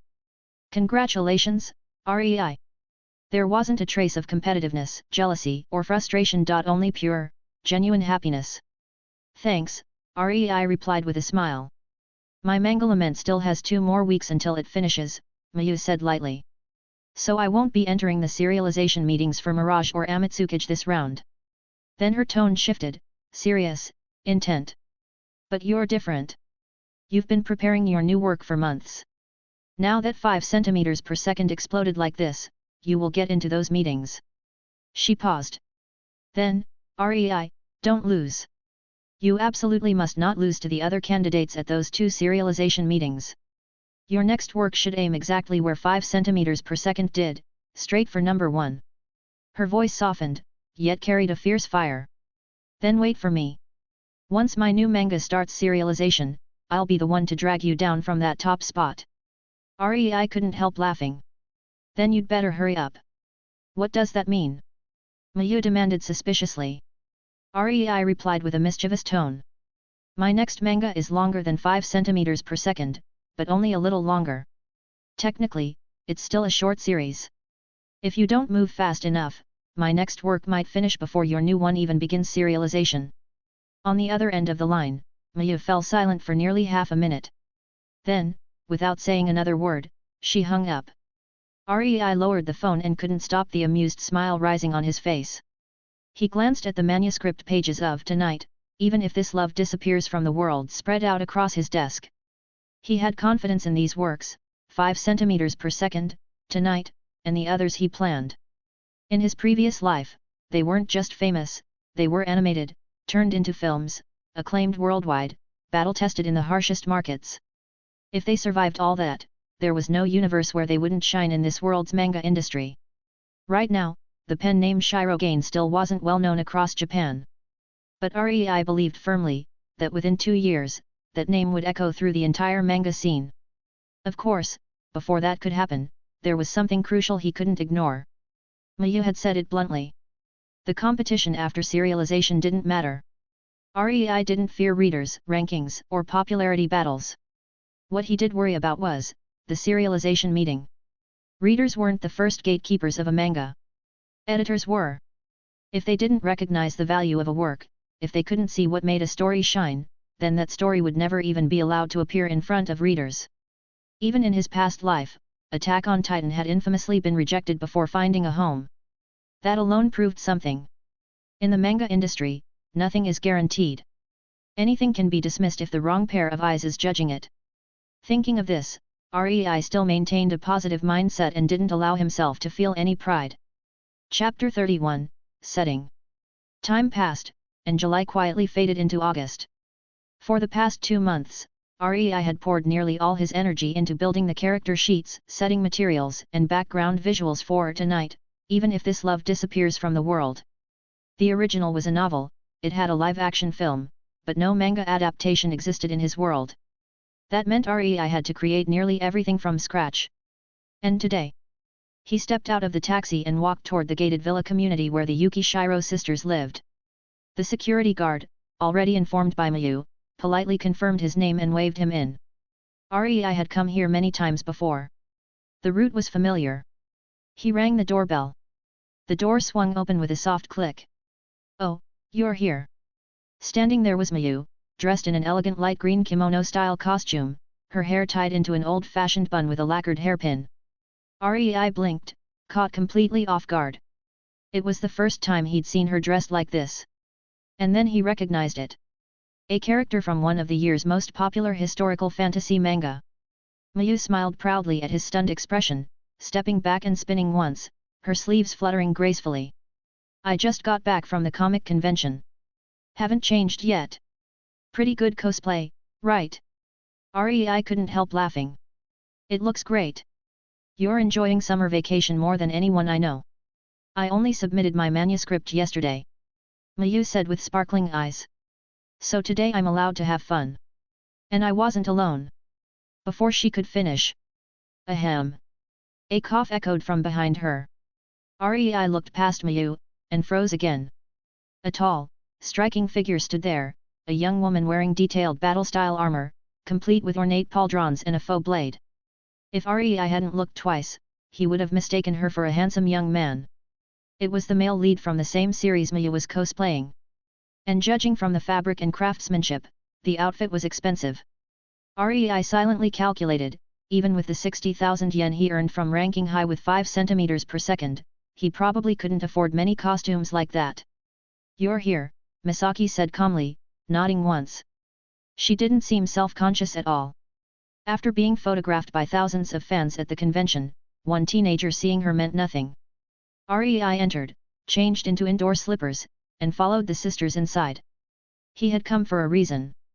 Next Thursday, Mirage Weekly, one of Hojimori Publishing Group's second-tier magazines, would have an open serialization slot. At least 7 manga were already competing for it. With Rei's new work, that brought the number to at least 8. Rei didn't waste time.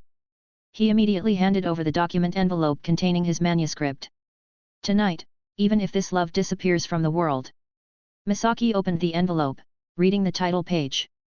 Mayu leaned on her sister's shoulder with unabashed curiosity. "Such a long title. Rei, does this one also have some hidden meaning, like 5 centimeters per second?" Rei smiled. "The title basically spoils the entire premise and ending." Misaki clicked her tongue softly. "Mayu, back to your room. This is someone else's unpublished manuscript." Mayu protested, looking straight at Rei. Rei sighed. "It's fine. Mayu helped me a lot. I don't mind." Misaki paused, then let out a helpless breath. She opened the manuscript. And the moment her eyes touched the first page, both sisters went silent. Completely silent. On the page lay an exquisitely detailed manga draft, backgrounds rendered with depth and light, expressions subtle yet striking, paneling elegant and cinematic. Manga, as an art form, had a wide range. Some works, like one's original One Punch Man, were rough, almost childlike. Others, like Yuzuki Murata's remake, were polished to near perfection. Rei's manuscript fell clearly into the latter category. He had spent 2 whole months obsessively refining every line, and it showed. The Yukishiro sisters felt themselves sinking into the visuals almost immediately. "Rei, you drew this?" Mayu asked, eyes flicking between the page and his face. Her expression was almost disbelieving. It wasn't that she lacked the ability to draw beautifully. Given time, she could match some of this quality. But this level of detail, for a weekly serialization? Absolutely impossible. Mayu stared at Rei, her expression somewhere between awe, frustration, and disbelief. "If you can draw like this, and your manga actually gets serialized, can you really maintain this quality every week?" Rei thought for a moment, then nodded lightly. "Should be fine. There are 5 chapters here, and I drew them in under 4 weeks. If I didn't waste time reviewing for finals, I probably could have." "Enough, enough." Mayu threw up both hands, glaring at him. The look on her face said everything. "Do you even hear yourself? It sounded like he was saying drawing manga is easy, and Mayu, who spent every week pulling her hair out to meet deadlines, felt personally attacked. Meanwhile, Misaki's lips twitched in a faint smile. Just for a moment. Then her editor instincts kicked in, and her focus snapped back to the manuscript before her. She flipped to the opening page of Tonight, Even If This Love Disappears from the World. The manga began with an image of an extraordinarily beautiful girl slowly waking in a sunlit bedroom. The first thing she saw, a whiteboard hanging next to her bed. On it, written in thick black marker, I have memory loss due to a car accident. Please read the diary on the laptop. Misaki's expression sharpened. Mayu's smile faded instantly. The two continued reading. Before sleeping, always write your diary. Do not tell anyone except your parents and Izumi. Keep the laptop with you at all times. Line after line. Misaki and Mayu fell deeper into the narrative. Amnesia was a familiar trope in Japanese dramas and anime, but in the current manga industry, this type of psychological romance setup was almost unheard of. The heroine, Morihino, had lost her memory years ago after saving someone in a traffic accident. From that day on, her memories could not move forward. Whenever she fell asleep, everything she experienced that day was wiped clean. Her mind reset to the day of the accident. Anterograde amnesia. Every morning she opened her eyes, she had to rediscover her life all over again. Every morning she had to read a diary written by her past one-day selves, piecing together her relationships, her school life, and her current world like a stranger investigating someone else's existence. Accept the truth. Endure the pain. Stand up again. And then, pretend everything was normal. Misaki flipped to the next page. Downstairs, Mori's gentle parents tried to act casual as they made breakfast, smiling carefully, afraid of unsettling their daughter. Chapter 32, Attitude. Just by skimming the first few pages, Mayu and Misaki both felt it, that same suffocating melancholy they had experienced 2 months ago when reading the rough draft of 5 centimeters per second. A chill crawled up Mayu's back. No way. Rei, is this another tragedy? She looked sharply at him, but Misaki's fingers never stopped turning pages. And soon, both sisters realized something was very wrong. In the first chapter, the heroine Hino's condition is revealed, her memory resets every time she sleeps. Only 3 people know the truth. Her parents. And her closest friend, Izumi. Then the chapter's structure suddenly shifts. The story is told backwards. While sorting through her belongings at home, Mora discovers a sketchbook, filled with pencil portraits of a boy. Drawings made by her past self.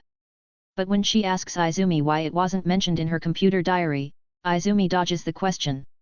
Then, the perspective shifts to Izumi. That night, Izumi takes out a notebook hidden deep in her closet. A handwritten diary. Mayu's instincts as a manga artist burst alive. Wait. If Mori truly relied on diaries, why use a laptop? A digital device can break, be corrupted, or crash. A girl whose life depends on memory notes would never rely solely on a computer. Which meant, Izumi has been rewriting Mori's diary. Her memories have been edited. Her entire life has been edited. And Mori never knew. Mayu's fists tightened. This was too cruel. Misaki turned the page. On the first page of the handwritten diary were large, forceful words, written in the same handwriting as the sticky notes in Mori's room. Don't forget True.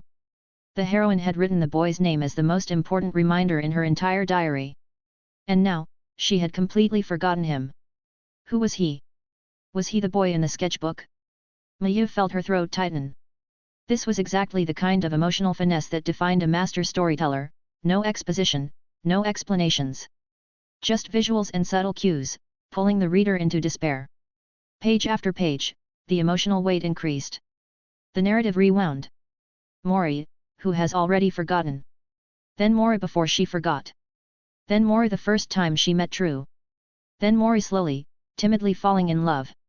A girl who loses everything each time she sleeps, falling in love again and again, and forgetting again and again. An hour passed before Misaki finally reached the end of chapter 5. On the final page were lines from Mori's diary. Today, True told me, I'll make sure tomorrow's you is happy. When I heard that, my heart fluttered. For the first time, morning doesn't feel terrifying. For the first time, I want to wake up. Mayu's eyes were red. She looked devastated. When she realized the manuscript ended there, a deep sense of loss washed over her. Hey, what about the rest? Rei scratched his cheek lightly. I haven't drawn it yet. I only drew up to the 5th chapter. Then just tell me directly, why did Maori's friend, Izumi, take her diary? And why was everything else in the notebook normal, except only the entries about Toru were erased or changed? I'm not spoiling that. If this manga gets a serialization slot, you'll find out then, Rei said. For Rei, spoilers were the greatest sin imaginable, and he absolutely refused to reveal anything. But the real issue now was, Rei glanced at Misaki. Editor Yuki Shiro, what do you think? It's very captivating, Misaki said after a short pause, her voice gentle as she looked at him. It's just, this manga seems to be the same type of work as 5 centimeters per second, right? Rei smiled but didn't comment. How long is this manga? Misaki asked. About 11 or 12 chapters. So another short work. She murmured. But it's much better than 5 centimeters per second. At least this one goes beyond 10 chapters. Misaki's concern about the length was simply because a manga's commercial potential was heavily tied to its scale. That said, Japan did have successful romance short stories of around a dozen chapters. If the work was strong enough, they could still sell extremely well. So? Rei asked. Did I pass? You pass with me. But next, it still needs to get through the serialization meeting, Misaki said. Mirage Weekly's serialization meeting is next Thursday. And the following week, Amatsukage Weekly will also have a series getting axed. If it doesn't get picked next Thursday, there's still another submission slot the week after. I understand, Rei nodded, though his expression tightened slightly. Rei, you don't need to worry too much, Misaki said softly. Although this manga is a slow burn story, the quality of both the art and the plot is undeniable.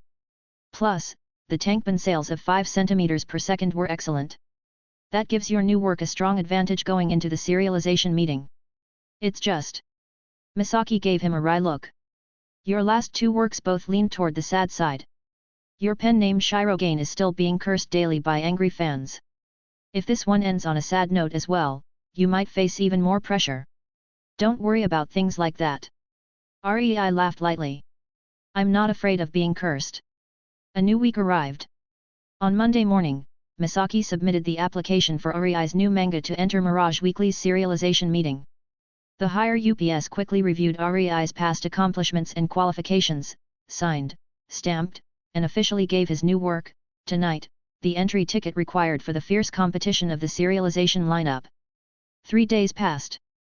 On Thursday morning, Misaki arrived at the office early, sorted through a stack of documents, checked the time, and exhaled slowly. It was time. She stood, left her office, and headed toward the meeting room at a brisk pace. She had attended Sakura Iroh Weekly's serialization meetings many times. But this was her first time attending Mirage Weekly's serialization meeting. Chapter 33, Development. In the manga industry, artists and editors are more like comrades than co-workers, partners who march together on the same battlefield. A veteran or renowned editor isn't defined by how many years they've stayed in the industry, but by how many exceptional works the artists they've guided have created. And by that standard, Misaki was undeniably one of the standouts in the Hojimori group. Setting aside Rei's 5 centimeters per second, even the mangas she had edited before that were stronger than the works handled by editors with 7 or 8 years more experience.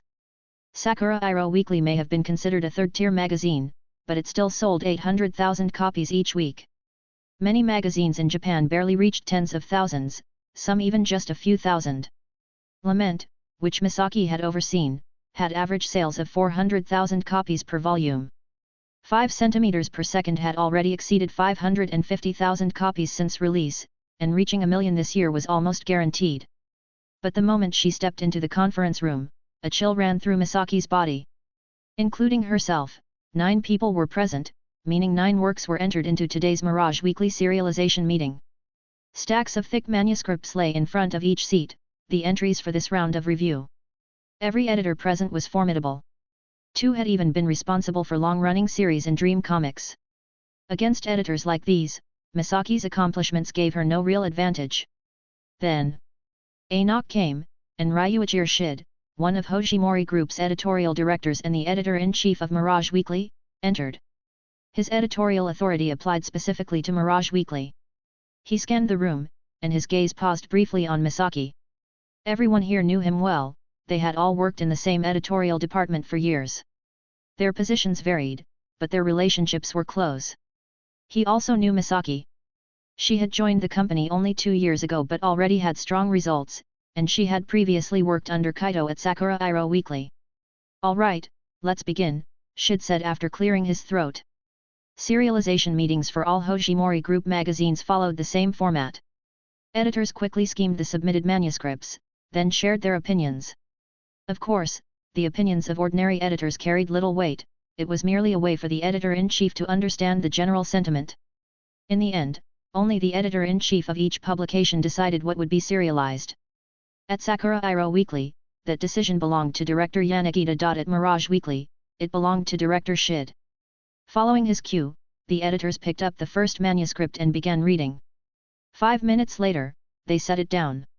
A short round of comments followed. Then, at Shid's instruction, they moved on to the second manuscript. As time passed, Misaki's expression grew more serious. The submissions were incredibly diverse: fantasy adventure, suspense, horror, survival, psychological strategy, romance. It was exactly what one expected from a magazine whose weekly sales were more than triple those of Sakura Iro Weekly. The quality of works eligible for Mirage Weekly's serialization meeting was undeniably higher.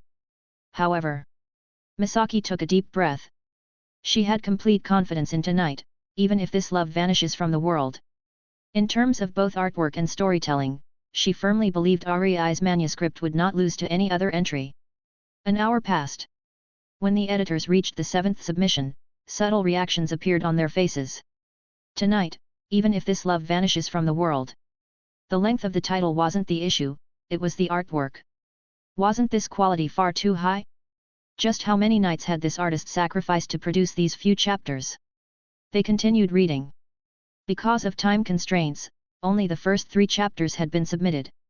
5 minutes later, several editors reluctantly lowered the pages, clearly wanting more. "Shirogain?"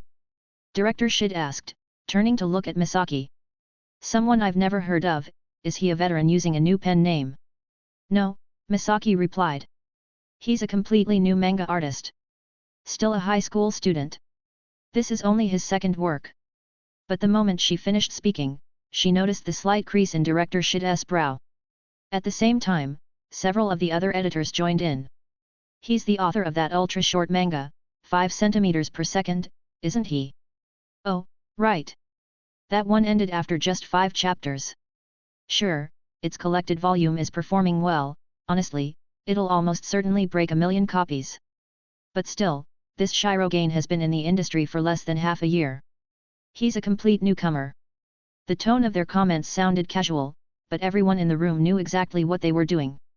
They were feeding Director Shid every weakness they could find about Shirogain, the author of tonight, because everyone had already realized the same thing. The manga tonight, even if this love vanishes from the world, was too good. The art was polished and mature. The story, tightly written. The quality was so high that the only angle left to attack was the author's lack of experience. Listening to these jabs, Misaki's fingers tightened slightly, and she responded with a calm but cutting remark. "Didn't mangaka Eira serialize in Monogatari comic while she was still in high school? And Jiun started his hit series in his second year. Nikiya debuted during his first year of university. All of them were serialized in the Big 6 magazines, and all achieved excellent results. Do you really think a newcomer like Shirogain can compare to those 3? One editor asked with a polite but mocking smile. "Why not?" Misaki smiled back. "Doesn't our group always talk about supporting promising newcomers? Don't we hope to cultivate our own industry stars?" "Alright, that's enough discussion," Director Shid interrupted. "Let's move on to the next entry." Misaki glanced at him, and in her chest, something quietly tightened. Another hour passed. The editors left the meeting room. Misaki returned to her office and immediately began messaging her contacts inside the editorial department. By the afternoon, she had learned everything. Within Hojimori Group, the 2 second-tier magazines, Awakens and Mirage Weekly, normally had a gap of several 100,000 in weekly sales, Mirage Weekly being the stronger. But recently, Two popular series in Mirage Weekly had ended with extremely poor conclusions, triggering massive fan backlash. Mirage Weekly's sales had fallen from 2.6 million copies per week to 2.3 million. Meanwhile, awakens sales had risen to 1.9 million, thanks to several series entering peak arcs. And from this information, Misaki could guess director Shida's mindset perfectly. He wasn't looking for brilliance, he wasn't looking for talent. He was trying to avoid risk. As the one responsible for Mirage Weekly, Shid clearly didn't believe that a newcomer like Shirogane, someone who had debuted only months ago and whose entire track record consisted of a 5-chapter short, could support a long serialization. Even though 5 centimeters per second was almost guaranteed to exceed 1 million in sales, Shid didn't value short story performance. Short stories were unpredictable. Their popularity was too volatile. Who knew what would happen with a long-running series? Mirage Weekly's sales were already faltering. If they serialized Rei's work and Shirogane proved unable to sustain a mid-to-long serialization, if the story collapsed again, it could deal yet another blow to the magazine's already falling numbers. What a short-sighted man! Misaki muttered, irritation quietly intensifying. Capable leaders welcomed the rise of promising newcomers. Incapable leaders cared only about avoiding mistakes. Fine. Be stable, then, she thought bitterly. In this industry, if you don't move forward, you fall behind. Keep clinging to stability, and see what happens when awakens surpasses your numbers. Misaki let out a soft sigh. Even if she understood the situation now, she still had to wait for the results of tomorrow's serialization meeting. Chapter 34, Serialization Decision and Date. The next morning. In the living room of Mayu's villa. Rejected. Rei's eyes narrowed slightly at the news. He had always known that, at the newcomer stage, anything could happen. But hearing that tonight, even if this love vanishes from the world had failed to pass Mirage Weekly's serialization meeting, he still couldn't help muttering under his breath. In his previous life, tonight had risen from the brutal competition of the light novel industry and even received a live-action film adaptation. Its value had already been proven. Yet here, it couldn't clear this single serialization meeting. Don't get discouraged. There's still Amatsuki's Weekly's serialization meeting next week, Misaki said. I know, Rei replied with a faint smile. I'm not upset, just a little disappointed. There's nothing to regret, Misaki said gently. This might not be our loss. A few days later, Amatsuki's Weekly's serialization meeting began. The process was the same as before. 11 works were up for review. But this time, Ichinosuke, the editor-in-chief of Amatsuki's Weekly and one of the department heads of the Hojimori Group, glanced at the author name on the submission for tonight, and her eyes lit up. Is this the same Shirogane who drew 5 centimeters per second? Yes, Misaki replied. Director Ichino's, you know him. Of course, Ichino said with a warm smile. My daughter loves his manga. And I've read the collected volume myself. It moved me deeply. It's been years since a manga left such an impression on me. The moment she said this, the expressions of the editors around the table shifted. A flicker of envy even passed through a few of them as they glanced at Misaki. The truth was simple. At serialization meetings, editors' opinions were just opinions. Most editor-in-chiefs would listen to the room, but if they wanted to override everyone, they could. Sales and performance were their responsibility. And with greater responsibility came greater authority. And Director Ichino's tone made her feelings very clear. She was extremely interested in Shirogane's new work. Misaki blinked in surprise. How could this week's meeting feel completely opposite to last week's? But manga is subjective. Personal taste shapes professional judgment. Director Shid of Mirage Weekly feared that serializing a newcomer might result in unstable writing or a disappointing ending, further damaging Mirage Weekly's already dropping sales.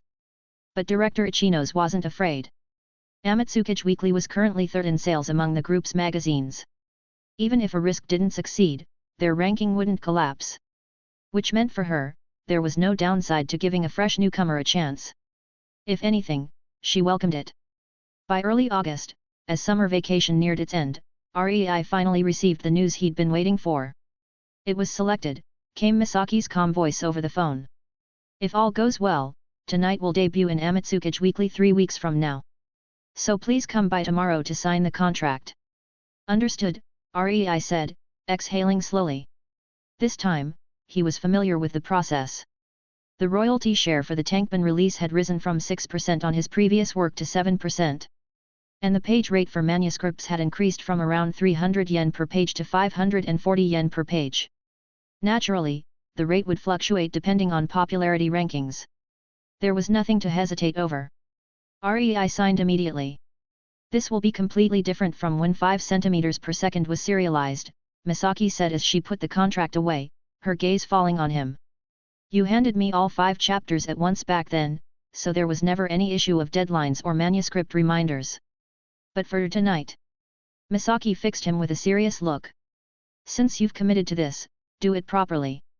Don't become one of those artists who procrastinate endlessly. If the editor doesn't push them, they drown in delays and blow their submission deadlines. Off to the side, Mayu gave her sister a puzzled look. Sis, are you talking about Rei? Are you calling me out too? Of course, Rei said with a grin. Those kinds of manga artists you mentioned? They're the type I hate the most. He still remembered the pain of following Hunter x Hunter week by week in his previous life. Although he couldn't remember the exact events of the manga anymore, the agony of following it week by week was carved deep into his heart. Cough, cough. Mayu cleared her throat lightly. But Rei completely failed to notice what she was thinking and continued on with conviction. The most basic quality a manga artist must have is proper time management. Meeting your deadlines is the first rule of professionalism. Anyone who can't even manage that isn't worthy of being called a mangaka. Misaki turned to look at Mayu. Mayu's ears had gone slightly red. She opened her mouth, wanting to say something, but in the end, she held it in. Inside, she grumbled silently.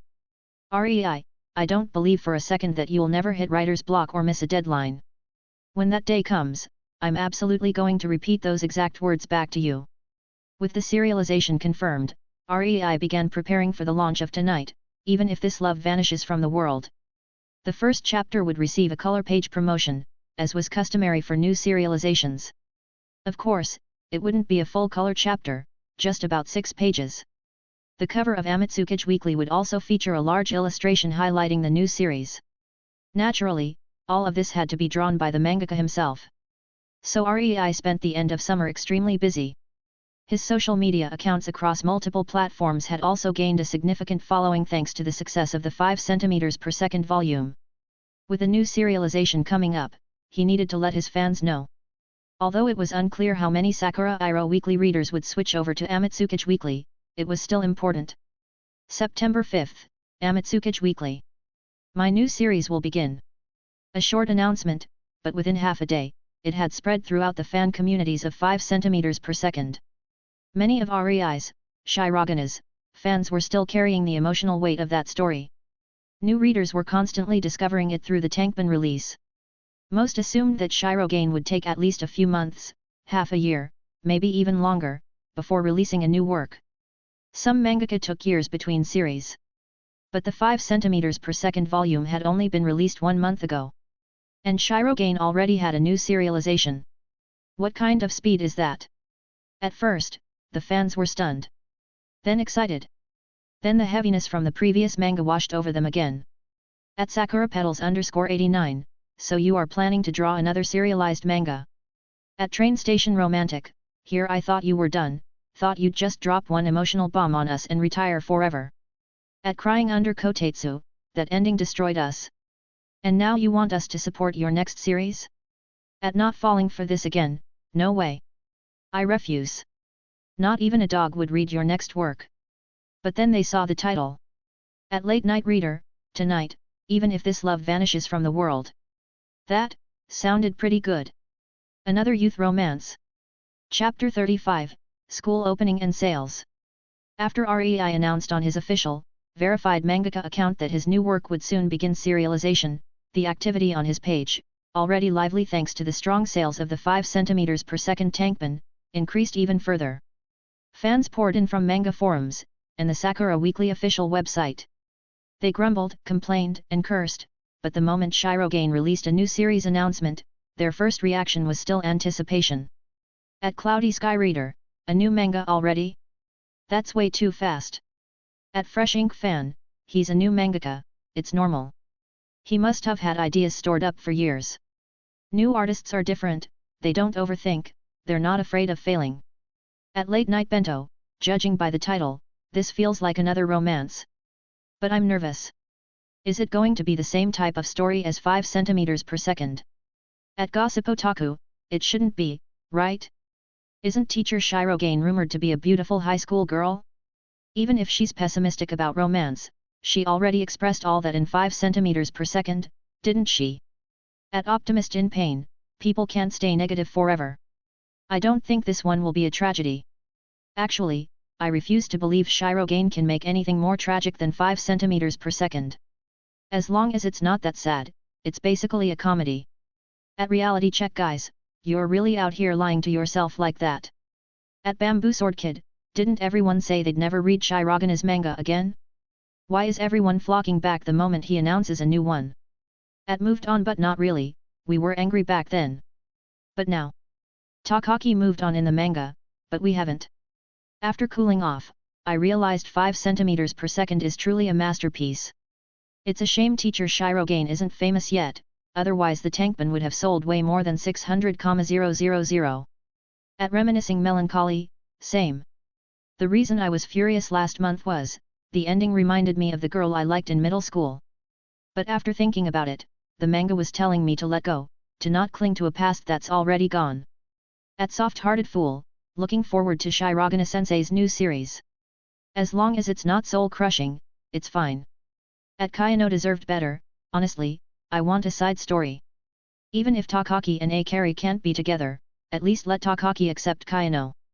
Overnight, word spread everywhere Shirogane's new work tonight, even if this love vanishes from the world, would be serialized in Amatsukage Weekly. In the days that followed, REI focused completely on preparing for serialization. Late August new school term begins. REI had just turned 16 and officially entered his second year of high school. On the first day of the new semester, class assignments were posted. Just like in his previous life, the second-year students were split into arts and science tracks. REI chose science, the same as before, and found his name under second-year class 2. But the moment he stepped into the classroom, his expression froze.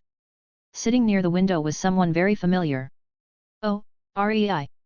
Mayu, who had already seen the class roster in advance, had been waiting for him. She waved cheerfully. What a coincidence, we're in the same class. It really is, REI said, pausing for a moment. There were 10 science classes. Ending up in the same one was definitely a matter of luck. REI, wow, what a coincidence. We're in the same class again. A cheerful voice came from behind. REI turned around. It was Ui and Hana, the inseparable pair. Both of them looked between REI and Mayu with obvious curiosity. And they weren't the only ones observing. By second year, plenty of students were secretly dating. But because Mayu was well known across the school, any boy who interacted with her drew attention. Speaking of which, Ui said with a grin, did you hear? Shirogane released a new manga. Oh? You must know about it.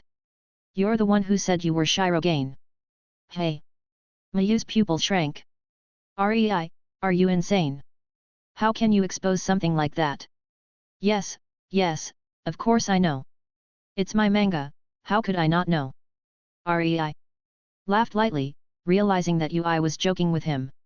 Although some of the things he'd said last semester might have made Hana a little suspicious, it was only a vague feeling. As for Ui, she was clearly teasing him, using the chance to shift the conversation toward the new series from her favorite mangaka, Shirogane. Mayu was sharp enough to figure that out after only a few seconds. But Hana still looked at REI with skeptical eyes. Back then, during the serialization of 5 centimeters per second, REI had casually hinted that the story was a tragedy. Later, he also hinted that it would be very short. Nobody understood his comments back then, but after the manga ended, some of those hints made unsettling sense. Still, it was probably just a coincidence. After all, Shirogane was rumored to be a beautiful high school girl mangaka. If anyone here fit that description, it would be Mayu, not REI. Oh, you mentioned Shirogane, right? Mayu said with a gentle smile. Are you two also fans of 5 centimeters per second? The first few days after class assignments were crucial for forming friend groups for the next 2 years. When Hana heard the question, her eyes sparkled. You've read it too. When manga lovers meet, their desire to talk explodes instantly. Of course. Actually, Rei was the one who showed it to me, Mayu said, heading straight to Hana's side with a bright smile. I almost cried when I read it. I see. Hana gave Rei a complicated look. By the way, have you read Lament? It was serialized in the same magazine as 5 cm per second, Mayu asked. Of course I have. It's really good, Yui said immediately. It's just that the ending felt a little rushed. Right? Actually, I think Lament is better than 5 cm per second. No way. That's impossible. Yui said, frowning. Mayu, what are you even talking about? Anyone normal can see the difference between them. Mayu. Hana said, noticing Mayu had suddenly gone silent. Rei watched as the 3 girls huddled together, diving into manga talk, and let out a small sigh. That Mayu, she really was enjoying herself. She looked like she was having the time of her life, hiding her identity as a mangaka, secretly watching people praise and criticize her own work. Over the next few days, the class gradually sorted itself out. The academically strong students grouped together. The weaker ones formed their own circles. Athletes gathered with athletes. Little cliques appeared naturally. Only Rei and Mayu, both top students, and Yui and Hana, both from the lower academic ranks, ended up forming a strange 4-person group solely because of their shared love of manga. And with Mayu subtly steering the conversations, all 4 openly admitted they were fans of the genius beauty mangaka, Shirogane. To an adult soul like Rei, the days felt fulfilling. He attended classes during the day. Used lunch breaks to draw manga quietly in hidden corners of the school. And then worked full speed on the manuscript for tonight, even if this love vanishes from the world at night. His schedule was strict, orderly, and busy. Time passed quickly. The second week after the semester began. September 4th, Friday. This day marked the release of the newest issue of Amitsukage Weekly. And at the same time, it marked the official serialization debut of Tonight, Even If This Love Vanishes from the World. Chapter 36, The Amnesiac Girl, the Boy Confessing His Love. See you next week. See you next week, Mayu replied with a gentle wave before heading off in the car. After school on Friday, Mayu and Rei left together since they had to attend a manuscript review meeting at her house. That left Yui and Hana standing at the school gate, staring after them with suspicious expressions. These 2 still claim they're just ordinary friends. Yui said bluntly. What kind of ordinary friends take a taxi home together every Friday? If they're dating, they're dating. Hana added. Maybe they're just shy. Anyway, come on. The new issue of Amitsukage Weekly came out today. Let's stop by the bookstore. Oh. Right. Shirogana's new manga starts today. Yui's eyes sparkled instantly. Japan had plenty of romance manga artists, many far more famous than Shirogane. But taste is personal, and to Yui, 5 cm per second was a masterpiece. The best romance manga she'd read in the last 3 years. So her excitement for Shirogana's new work far exceeded her anticipation for any other artist. With energetic steps, the 2 girls headed for the small bookstore near their school, the very same one where they'd first seen Rei buying Sakura Iroh Weekly and struck up a conversation with him. It's such a pity, Yui said playfully. Those 2 went and had a date. They're totally missing Shirogana's new series release. That's their loss. Then she started rummaging through the magazine racks. She normally never cared much for Amitsukage Weekly since the magazine had a diverse lineup, and she preferred emotional, shoujo-flavored romances. But when it came to Shirogane, genre didn't matter. Yui and Hana each paid 14 yen for their copy, then went to a tea shop, ordered 2 low-sugar drinks, and sat upstairs. The cover. This week's cover showed a girl just waking up in her bedroom, staring blankly at the sticky notes plastered beside her bed, on her desk, and near the window. The contents of the notes made Hana's eyes widen. This setup looks really interesting. And the art. It's gorgeous. Has Shirogana's art improved even more since 5 cm per second? She quickly opened to the contents page. The first 6 pages were full-color illustrations explaining the setting. A girl named Maori Hino awakens to discover, yet again, that due to a car accident years ago, her memories reset every single day. Every morning, she must come to terms with the same reality, then read the diary she's written across the years to rebuild her understanding of her life. But on this particular morning, her condition seems slightly improved, She remembers faint traces of the past few days. A hospital checkup follows. The doctor tells Hino and her parents, with relief, that her condition might finally be stabilizing. Next, Hino's best friend Izumi appears. Since Hino's memory is improving, many of the memory assisting notes and arrangements in her room are no longer needed. They begin cleaning together. And during this process, Hino finds a sketchbook. Up to this point, Hana still didn't fully grasp the direction of the story. It is a romance manga, right? She muttered. Why start by introducing the heroine's illness? And if she has memory loss, why say immediately that she's recovering? Doesn't that remove the tension? But then, the plot answered her questions. After Hino meets Izumi again, she pulls out the sketchbook she found. Inside were dozens of drawings of a certain boy. Hana's breath hitched. A flashback narrative.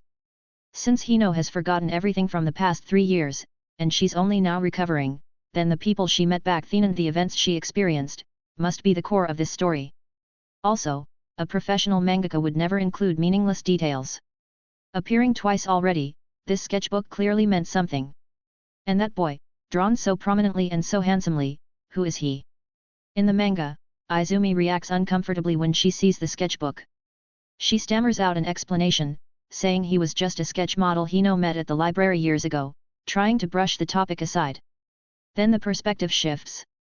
Izumi returns home and takes out a notebook.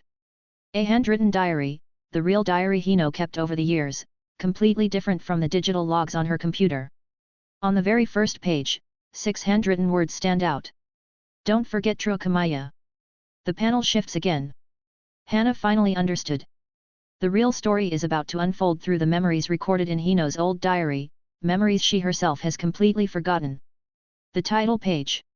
Tonight, even if this love vanishes from the world. The title appears again, elegantly printed, signaling the true beginning. Inside a large lecture hall at school, a handsome boy stands before Hino. His expression serious. His voice steady. Would you go out with me?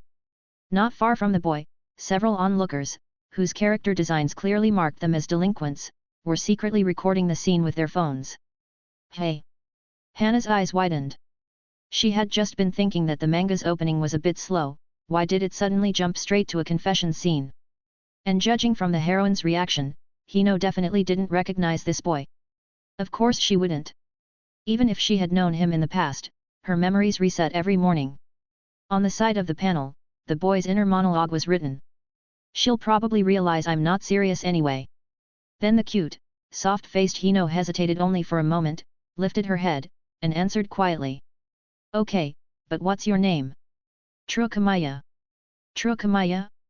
I'll remember it. What class are you in? Class 1. Then wait for me in your classroom after school tomorrow. With that, the girl gave a small smile and stood up, leaving the lecture hall. The delinquents who had been recording circled around immediately, their expressions unfriendly. The manga continued, revealing why this strange confession happened. True had stepped in to protect a friend who was being bullied by those same guys recording the scene. Annoyed by his interference, they had mocked him, daring him to confess to Mori Hino, one of the most beautiful and unreachable girls in school, someone who kept her distance from everyone. They wanted to watch him be publicly rejected and humiliated in the lecture hall. If he agreed, they said, they'd stop bullying his friend. Then the manga described Truokamaya's family background. A mother who passed away due to congenital heart disease. A father chasing the dream of becoming a novelist, often quitting his job impulsively to write full-time. An older sister who had moved out, living alone. And on the very next day, the video of True's confession went viral across the entire school. Hana straightened her posture as she read this part. Not bad. This plot is interesting. It didn't feel like a tragedy anymore. In fact, wasn't this starting like a romantic comedy? Then why did Hino later forget about True entirely? Even if they broke up eventually, Hino should have at least written something about him in her diary, something her future self would reread. Oh, that's right. Her diary is kept by her friend Izumi. Then the digital diary files on Hino's computer. Hana froze. They're fake. They were altered. A boy who confessed to her, probably someone she had actually dated. His existence had been erased, from her diary, by her own best friend. Which meant, for Mori Hino, a girl who has lost 3 years of memories and can only understand her past through her diary, Tankoubon does not exist. A chill crawled up Hannah's spine. The premise of tonight wasn't difficult to guess. Most readers would connect the dots between the electronic diary, the handwritten diary, and Izumi's odd behavior. But seeing it unfold panel by panel, this was the first moment Hannah truly understood how terrifying Hino's condition was. A single altered entry could rewrite her entire understanding of the world. Her daily reset meant that no matter how tragic something was, no matter how much she cried or suffered, she would wake up the next morning, and know nothing. She wouldn't even realize that her diary had been tampered with. Is Izumi the villain? If not, then why erase Tankoubon from Hino's life? At that moment, Hannah remembered the title again. What she thought was a romantic comedy, began to peel away. Tonight, even if this love vanishes from the world. A faint, ominous feeling spread through her chest. Chapter 37, Order of Rank. Manga readers in Japan weren't demanding people, they didn't expect a new series to open with some god-tier, unforgettable plot twist in its very first chapter. In fact, most massively successful manga began with fairly ordinary openings. So even though the pacing of tonight's first chapter was a little slow, the new readers who followed over from 5 cm per second didn't mind. After all, 5 cm per second's pacing was even slower. By evening, Rei's manga artist account was flooded with comments, both from new fans and readers who had followed him from Sakura Iro Weekly. At Blue Knight Forum, so this manga is going to be a flashback-style narrative. At Manga Analyst, from what we know, yes. Morihino's amnesia will gradually stabilize, but the memories she's already lost won't come back. She can only rely on the diary entries she wrote before. And clearly, she's already forgotten Tankoubon. At Snowy Days, why did Izumi do that? Is she a villain? At Plot Detective, she doesn't seem evil. Maybe she has circumstances we don't know yet. At Heartbroken Theorist, maybe True was actually a jerk? Mora got hurt by him, and Izumi didn't want her to remember something painful, so she hid the handwritten diary. At Kamiya-stan, that's possible, except Shirogane draws True way too handsome. If he turns out to be trash, I'll be emotionally devastated. At Sighing at Sunset, honestly, after finishing chapter 1, I exhaled in relief. At least it's not heavy angst from the start. I already know the leads won't end up together, so no matter what, I won't be sad this time. At Cold Logic, exactly. If you know from the beginning they won't be together, you won't overinvest emotionally. No matter how it goes, I'm immune. At Elder Fan, thinking that knowing the ending protects you from the pain, how adorable. You sweet summer children. At Sugar Tea Lover, anyway, chapter 1 was great. I'll stick with it. I wonder if Shirogane reads the forums? Please make the middle parts sweet. Late at night, Rei sat in his room, scrolling through manga forums on his newly purchased computer. He wasn't famous yet, not by Japan standards. But the number of readers who had followed him from Sakura Iro Weekly to Amatsukichi Weekly wasn't small. They seem pretty optimistic, Rei murmured, amused. In truth, Rei had already dropped a lot of information in chapter 1. In his previous life, the original novel Tonight only hinted vaguely that the male lead's mother died from a genetic condition. But Rei had boldly revealed that detail in chapter 1. Still, most readers in this world weren't sharp enough to catch the implications. Different world. Different thinking. He had hinted everything clearly. If the readers didn't figure it out themselves, well, that wasn't his problem. He turned off the computer and walked to the living room area of his room, where the half-finished manuscript pages lay spread across the table. For serialized works, weekly storyboards and name drafts needed to be handed to the editor for review. Editors would give advice based on market trends, and more importantly, prevent artists from accidentally drawing something risky or career-ending. So every week, Rei had to produce storyboards, even though he technically didn't need them, for Misaki to check. That was why he had gone to Mayu's home earlier today. It wasn't just the fandom that was optimistic, Misaki was, too. Rei recalled what Misaki had said after reading the storyboard for chapter 7 earlier. Rei, this manga of yours has the potential to become the pure love ceiling of Amatsukichi Weekly. Chapter 7 contained the deeply emotional scene of the leads watching fireworks together, one of the highlights of the original. But a pure love ceiling? Rei chuckled softly, his expression complicated. The first 7 chapters really were like that. Starting from chapter 8, things would change. The next morning, Misaki drove to the Hojimori Group editorial headquarters. Even though it was Saturday, many departments had rotating schedules and compensatory work days. For example, the statistics division of the editorial department. The Hojimori Group's entire manga editorial office occupied an entire floor of the building. Although it managed a complicated variety of magazines and publications, in reality, many editors were tasked with juggling responsibilities across 2 or 3 journals at once. With Lament concluding, Misaki's focus had shifted heavily toward the editorial work of Amatsukage Weekly. After arriving at the company, she headed straight for the Statistics Division's office. Other Amatsukage Weekly editors were patient enough to stay home and wait for the statistics team to email the results. But today, Misaki had absolutely no patience. This was her first time participating as an editor for Amatsukage Weekly, and the first time seeing the ranking of a series she was personally responsible for. At least for the first time, she wanted to be here in person. "You know, you could have just waited at home for this," a statistics staffer she knew said with a smile, handing her a freshly printed sheet. "We'd send the results to you. You didn't have to come all the way here on a weekend." "It won't be like this next week," Misaki said softly. "But this is a memorable first. I want to see it with my own eyes." She took a deep breath, accepted the warm paper, and sat down on a nearby chair. Her heartbeat quickened. Even though she felt it was unlikely, she couldn't help but worry. What if REI's manga ranked dead last in its first chapter? The Hojimori Group's rules were uniform across all magazines. A manga that repeatedly ranked last in the reader survey would immediately enter the cancellation process. There had been works cancelled within 2 or 3 months due to low popularity. Misaki slowly unfolded the still warm paper. Among the 16 serialized manga in Amatsukage Weekly, the ranking was as follows. Rank 1 Labyrinth Detective Agency. A Battle of Wits Mystery Series. Online fan votes, 10,000 plus. Misaki nodded. This series had been running for 2 years. Its Tankoubon volumes averaged 1.4 million copies sold. Rank 2 Youthful Rhythm.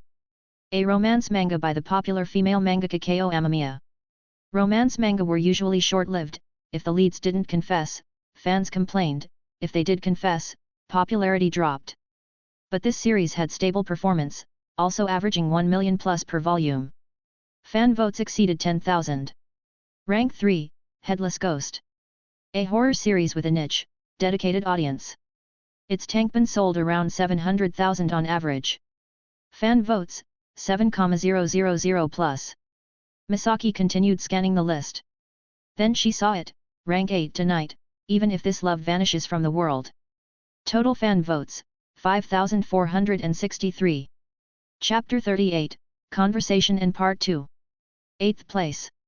Misaki stared at the number for several seconds. As long as it wasn't last place, it was fine. Still, for a brand new serialization, thanks to color page promotions and reader curiosity, it was almost impossible for the first chapter to place dead last. New series almost always landed somewhere in the top 10 of the magazine. The true quality of a manga usually showed only from the second chapter onward. But Misaki was still afraid of accidents. "I was thinking too much," she whispered to herself. The final chapter of 5 cm per second had received over 7,000 votes, but expecting all of REI's fans to buy Amatsukage Weekly just to support him was naive. Fans of tragic romance might still follow the mangaka's next work, but their enthusiasm for voting was hardly guaranteed. Unless the new manga moved them again, the way 5 cm per second had. But with the pacing and quality of tonight, it will definitely rise later. Misaki exhaled, letting go of her unnecessary worries, and quickly dialed REI's number. "Hello, Editor Yuki Shiro," REI's steady voice answered. "The first week ranking for tonight is 8th place, Misaki reported. 8th place. Yes. It's an upper middle starting position, Misaki said.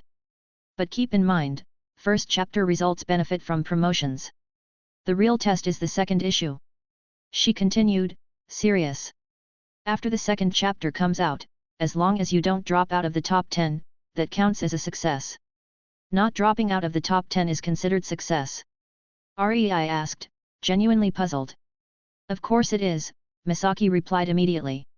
"Don't oversimplify the manga industry, REI. Any work that can consistently stay in the top 10 of Amitsukage Weekly usually averages 500,000 manga volume sales, with stable annual income in the millions. Some even have chances for anime or film adaptations. And Amitsukage Weekly's weekly circulation is easily top 15 in the entire Japan manga market. You're not in Sakura Iroh Weekly anymore. Achieving the same explosive results as your 5 cm serialization isn't realistic. You're a genius, yes, but your competitors here are geniuses selected from among thousands. Understood. Rei's voice remained calm, almost too calm. Misaki sighed silently. It was obvious he wasn't discouraged at all. He hadn't lowered his expectations even slightly. Most likely, from the moment serialization was confirmed, he never aimed for 8th place. He was aiming for first. Misaki understood that feeling well. She had always ranked first in her class since childhood. It wasn't that she doubted tonight. But the Japan manga world contained countless geniuses. And in any industry, for every genius standing proudly at the mountaintop, there were even more unbelievable, unreasonable geniuses flying somewhere above the sky. Getting humbled was also part of growth. It wasn't necessarily a bad thing. Monday. When Rei arrived in the classroom on Monday, he found Mayu, Hana, and Yui chatting with bright smiles. He listened briefly. First, they were discussing the upcoming conclusion of Lament in Sakura Iroh Weekly. They were planning to vote in support of the ending and cast votes for Saki. Then they switched to Shirogana's new manga. This one doesn't feel like 5 cm per second at all. Yui said firmly. Even if the leads don't end up together, it definitely won't be that regretful. Is that so? Then why do I feel like the first chapter's art style is a little bleak? Hana murmured. Especially that line written in Morihino's diary, don't forget true, but stuck on a sticky note. It feels like foreshadowing. Meanwhile, Mayu, who had long read Rei's manuscripts up to chapter 6 and reviewed the storyboard for chapter 7, now wore a confident, almost smug expression. Trust me, she said lightly, this manga gets really sweet later. The middle might be a bit tangled, but the plot becomes super heartwarming. How can you be so sure? Hana frowned. Some people online even think Trukamaya might turn into a total scumbag later, and the story will shift into pure emotional torment. Why would they think that? Mayu laughed softly. You can tell just from the character writing in chapter 1. Besides, Shirogana's works never have villains. A scumbag male lead? Impossible. Then Mayu turned toward Rei, who had just sat down at his seat. Right, Rei. I also think the manga will get very sweet in the middle, Rei said, matching Mayu's tone perfectly. What about the later part? Hana pressed, leaning closer. She herself didn't understand why she was asking Rei, but the boy had accurately predicted the direction of 5 cm per second before, down to worrying details. So, maybe this time too? The later part, hey. Rei thought for a moment. Do you think this manga is simply a pure romance? He asked slowly. Do you think the ending of a romance manga is defined by whether the leads end up together, happy or tragic? The girls blinked. Wasn't it exactly like that? But Rei continued. In chapter 1, Morihino's illness is clearly said to be improving. Yet the whole story focuses on her forgotten past. But sometimes, forgetting isn't a bad thing. He smiled faintly. When Mori recovers, what she needs is the future, not the past she lost. So I think the ending of this manga will return to the world line of chapter 1. And the final scene of Morihino will probably be her smiling. Like Takaki's final smile in 5 cm per second. Hana's eyes brightened. If that's the case, it fits Shirogana's style. In both works, the lead moves forward into a new life. Hey, Hana, why are you taking his words seriously? Yui interrupted with a laugh. Only Shirogana's words count. Even if the plot ends that way, Rei is just guessing. Rei merely smiled and didn't argue. Mayu, however, was thoughtful. Rei hated spoilers, and hated lying about plot directions even more.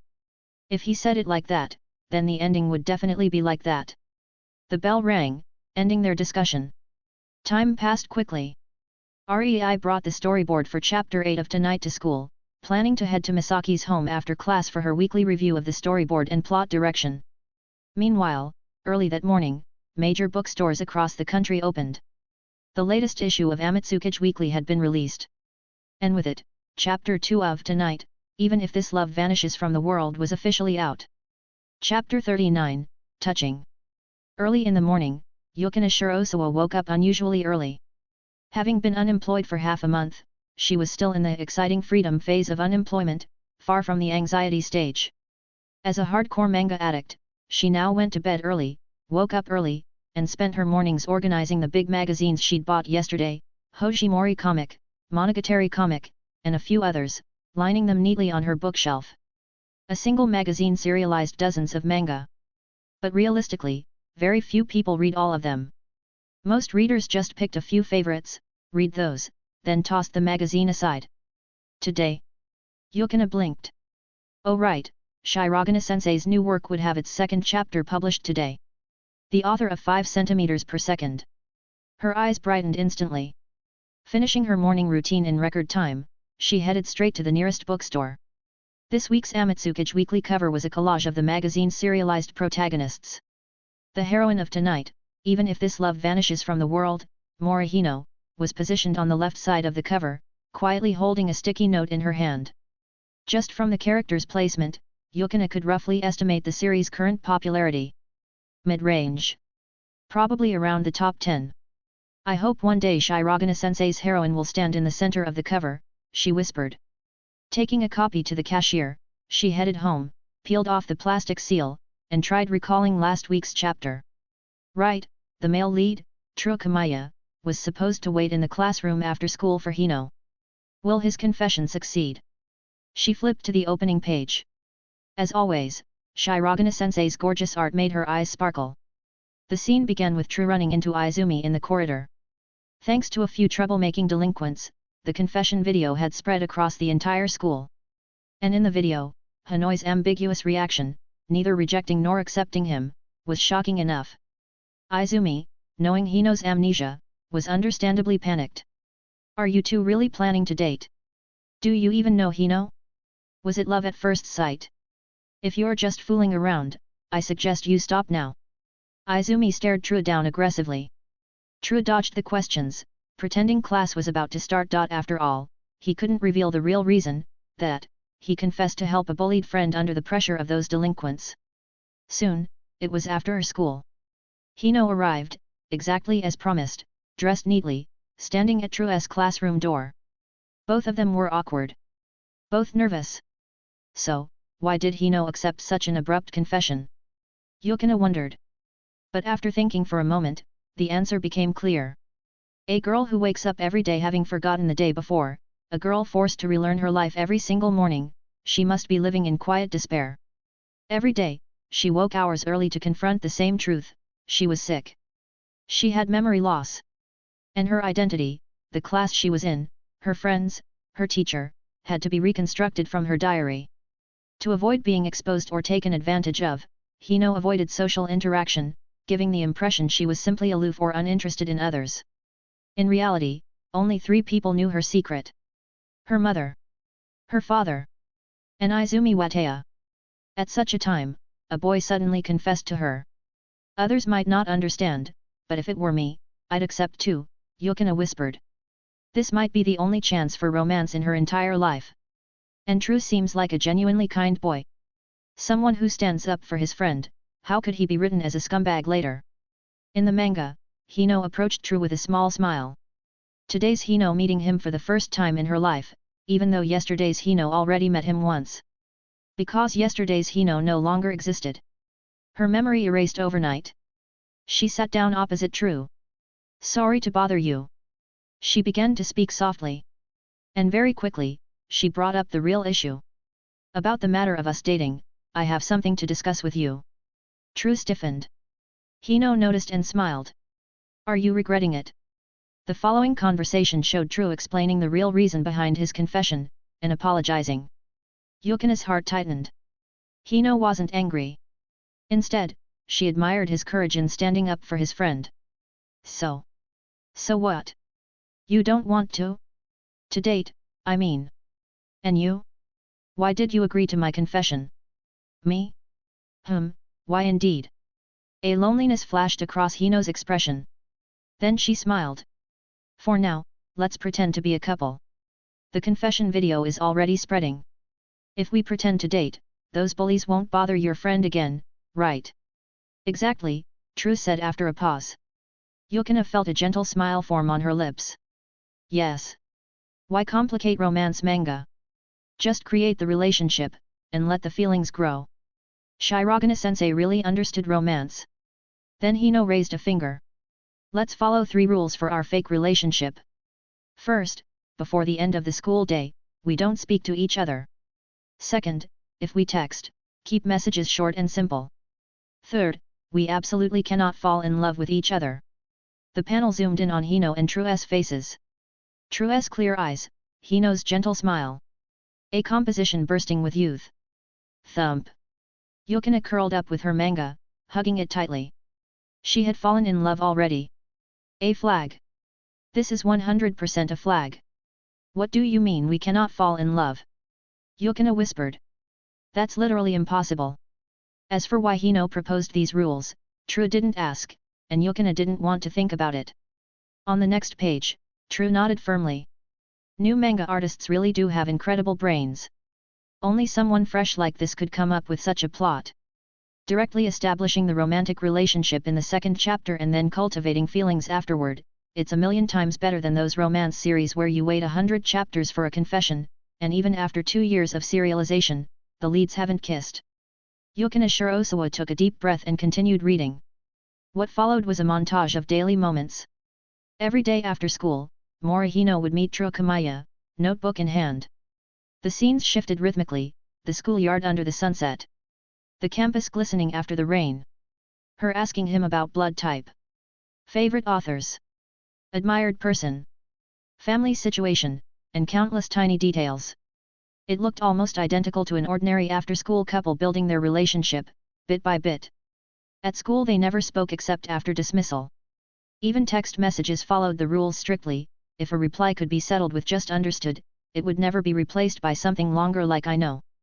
The first 2 rules were being upheld perfectly. What about the third one? Yukina murmured, a gentle auntie-like smile creeping across her face. Then came their first date-like outing.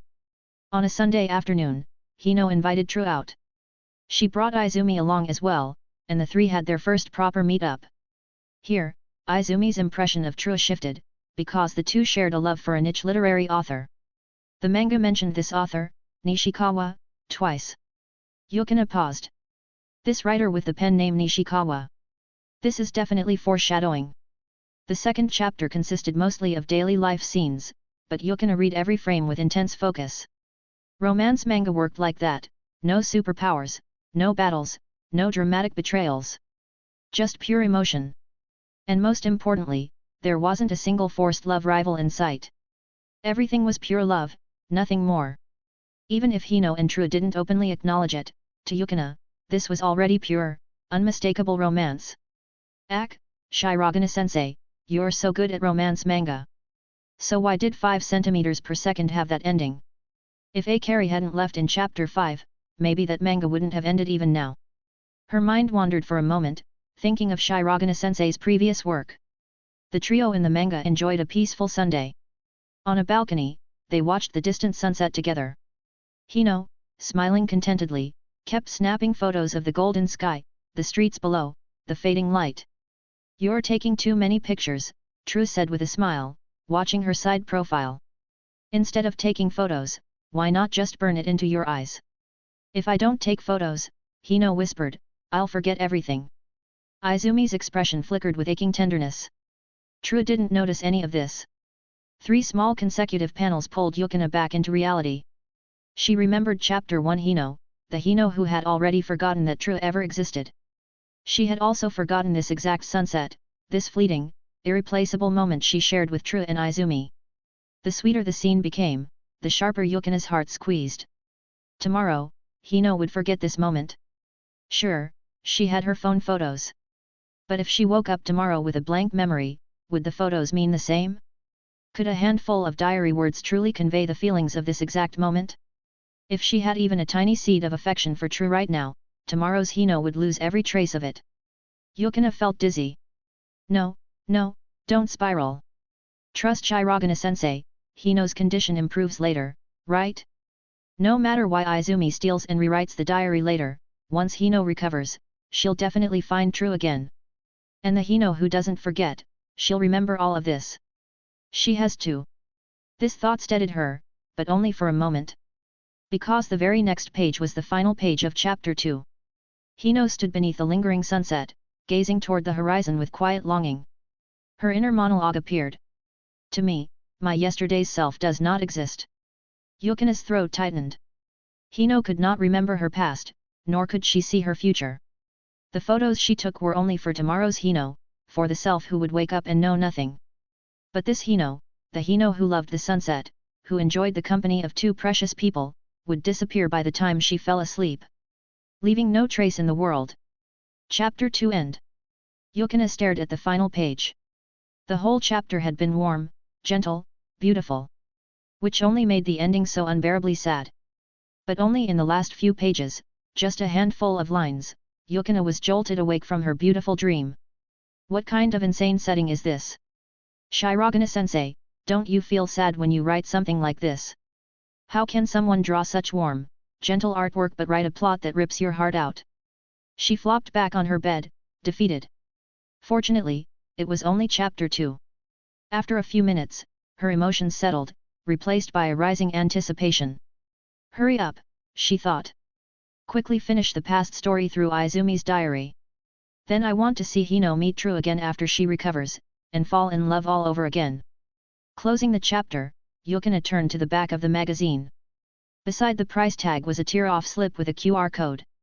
After scanning it, a voting page instantly opened. 16 titles were listed top to bottom. Each QR code allowed voting from one device. To prevent cheating. Each reader could vote for up to 5 series, minimum 1. But even with such convenience, over 90% of readers still couldn't be bothered. Yukina, however, was different. Chapter 2 of Tonight had genuinely touched her. Without hesitation, she tapped the longest title, Tonight, even if this love disappears from the world, then selected vote. Shirogane-sensei, I'm counting on you. Don't disappoint me, she murmured. If you keep this up, the print volumes are going to sell like crazy. Meanwhile, on Weekly's official forum, discussions about Tonight were erupting everywhere. After all, manga fans are simple creatures, they can immediately tell when something touches the heart. If Yukina was teary-eyed after chapter 2, others were the same. Suzuka_T, I was wrong. Last week I said True might be a scumbag. I apologize. Shirogane-sensei, please don't make him one. He's perfect. Please let him stay gentle and date Hino forever. Peach Soda, so Izumi is the villain? Otherwise why would she forge the diary and hide the real one? Grace, no, there has to be a reason, right? Maybe some tragic circumstance. Story Weaver, ugh, please don't leave plot holes. Anyone can create a mysterious setup, only real talent can fill it properly. Rin_Illustrator, I didn't say a single word this entire chapter. Same feeling I got when the MCS parted at the station in 5 centimeters. Shirogane-sensei is crazy. Moonlit Lion, imagine loving someone, and every morning forgetting the moment you fell for them. I would go insane. Mint Leaf, Hino is too strong. Every day she wakes up, faces all of this, and pretends to be normal at school. In most romance manga I hate the protagonists for being stupid, but here? I can't criticize anyone. Lonely Guy 92, are there any other guys reading this? The whole forum is like 98% girls. I'm embarrassed. Reply, Silver Fox, yes. Yes, there are. And I love this manga more than most of you. Marshmallow, everyone, vote for Tonight. New manga always starts slow. Don't let it get cancelled. On the forum, Shirogane's new and old fans gathered, and many loyal fans had already started forming fan groups, calling on everyone to vote in an organized manner. Of course, fan groups for other manga were also doing the same. The competition had already begun the moment the manga was released. And by evening, after a day's accumulation, fans of various manga had begun their daily forum squabbles and mutual attacks, turning the entire forum into chaos. However, these were precisely the things the publisher hoped to see. 7 p.m. at the Yukishiro residence. Rei and Mayu arrived together. Misaki, having finished Friday's work, was already waiting. Rei didn't waste time, reviewing storyboards after work was unpaid overtime for her, and he wouldn't push his luck. He handed over the Chapter 8 storyboard, then sat quietly on the sofa. He knew exactly what was coming. And sure enough, 10 minutes later, both Misaki and Mayu looked up from the papers, their eyes sharp enough to cut steel. "Rei," Misaki said, voice dangerously calm, "what kind of insane plot development is this? Are you crazy?" Mayu burst out. "Are you really not afraid the readers are going to tear you apart?" Rei shrugged lightly. "No, this chapter explains the foreshadowing from Chapter 1. He smiled. "And as long as it doesn't violate morality or national laws, I'm drawing Chapter 8 exactly like this." Chapter 40, Ranking. It was no wonder Misaki and Mayu were staring at Rei like he had lost his mind. Chapter 8's plot twist had completely stunned them. Up to Chapter 7, tonight, even if this love vanishes from the world had been emotional but still clearly a pure romance. The sort of story where readers naturally assume, no matter how painful the journey, the lovers will eventually end up together. But Chapter 8?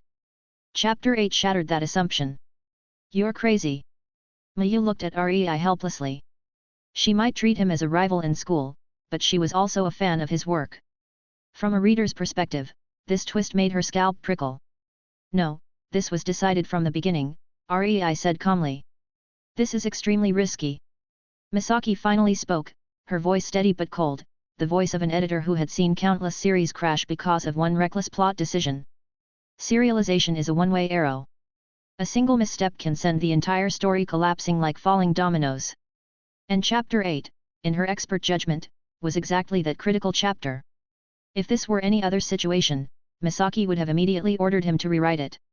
But the problem was that Chapter 8's twist was tightly connected to Chapter 1, which had already been published in Amitsukage.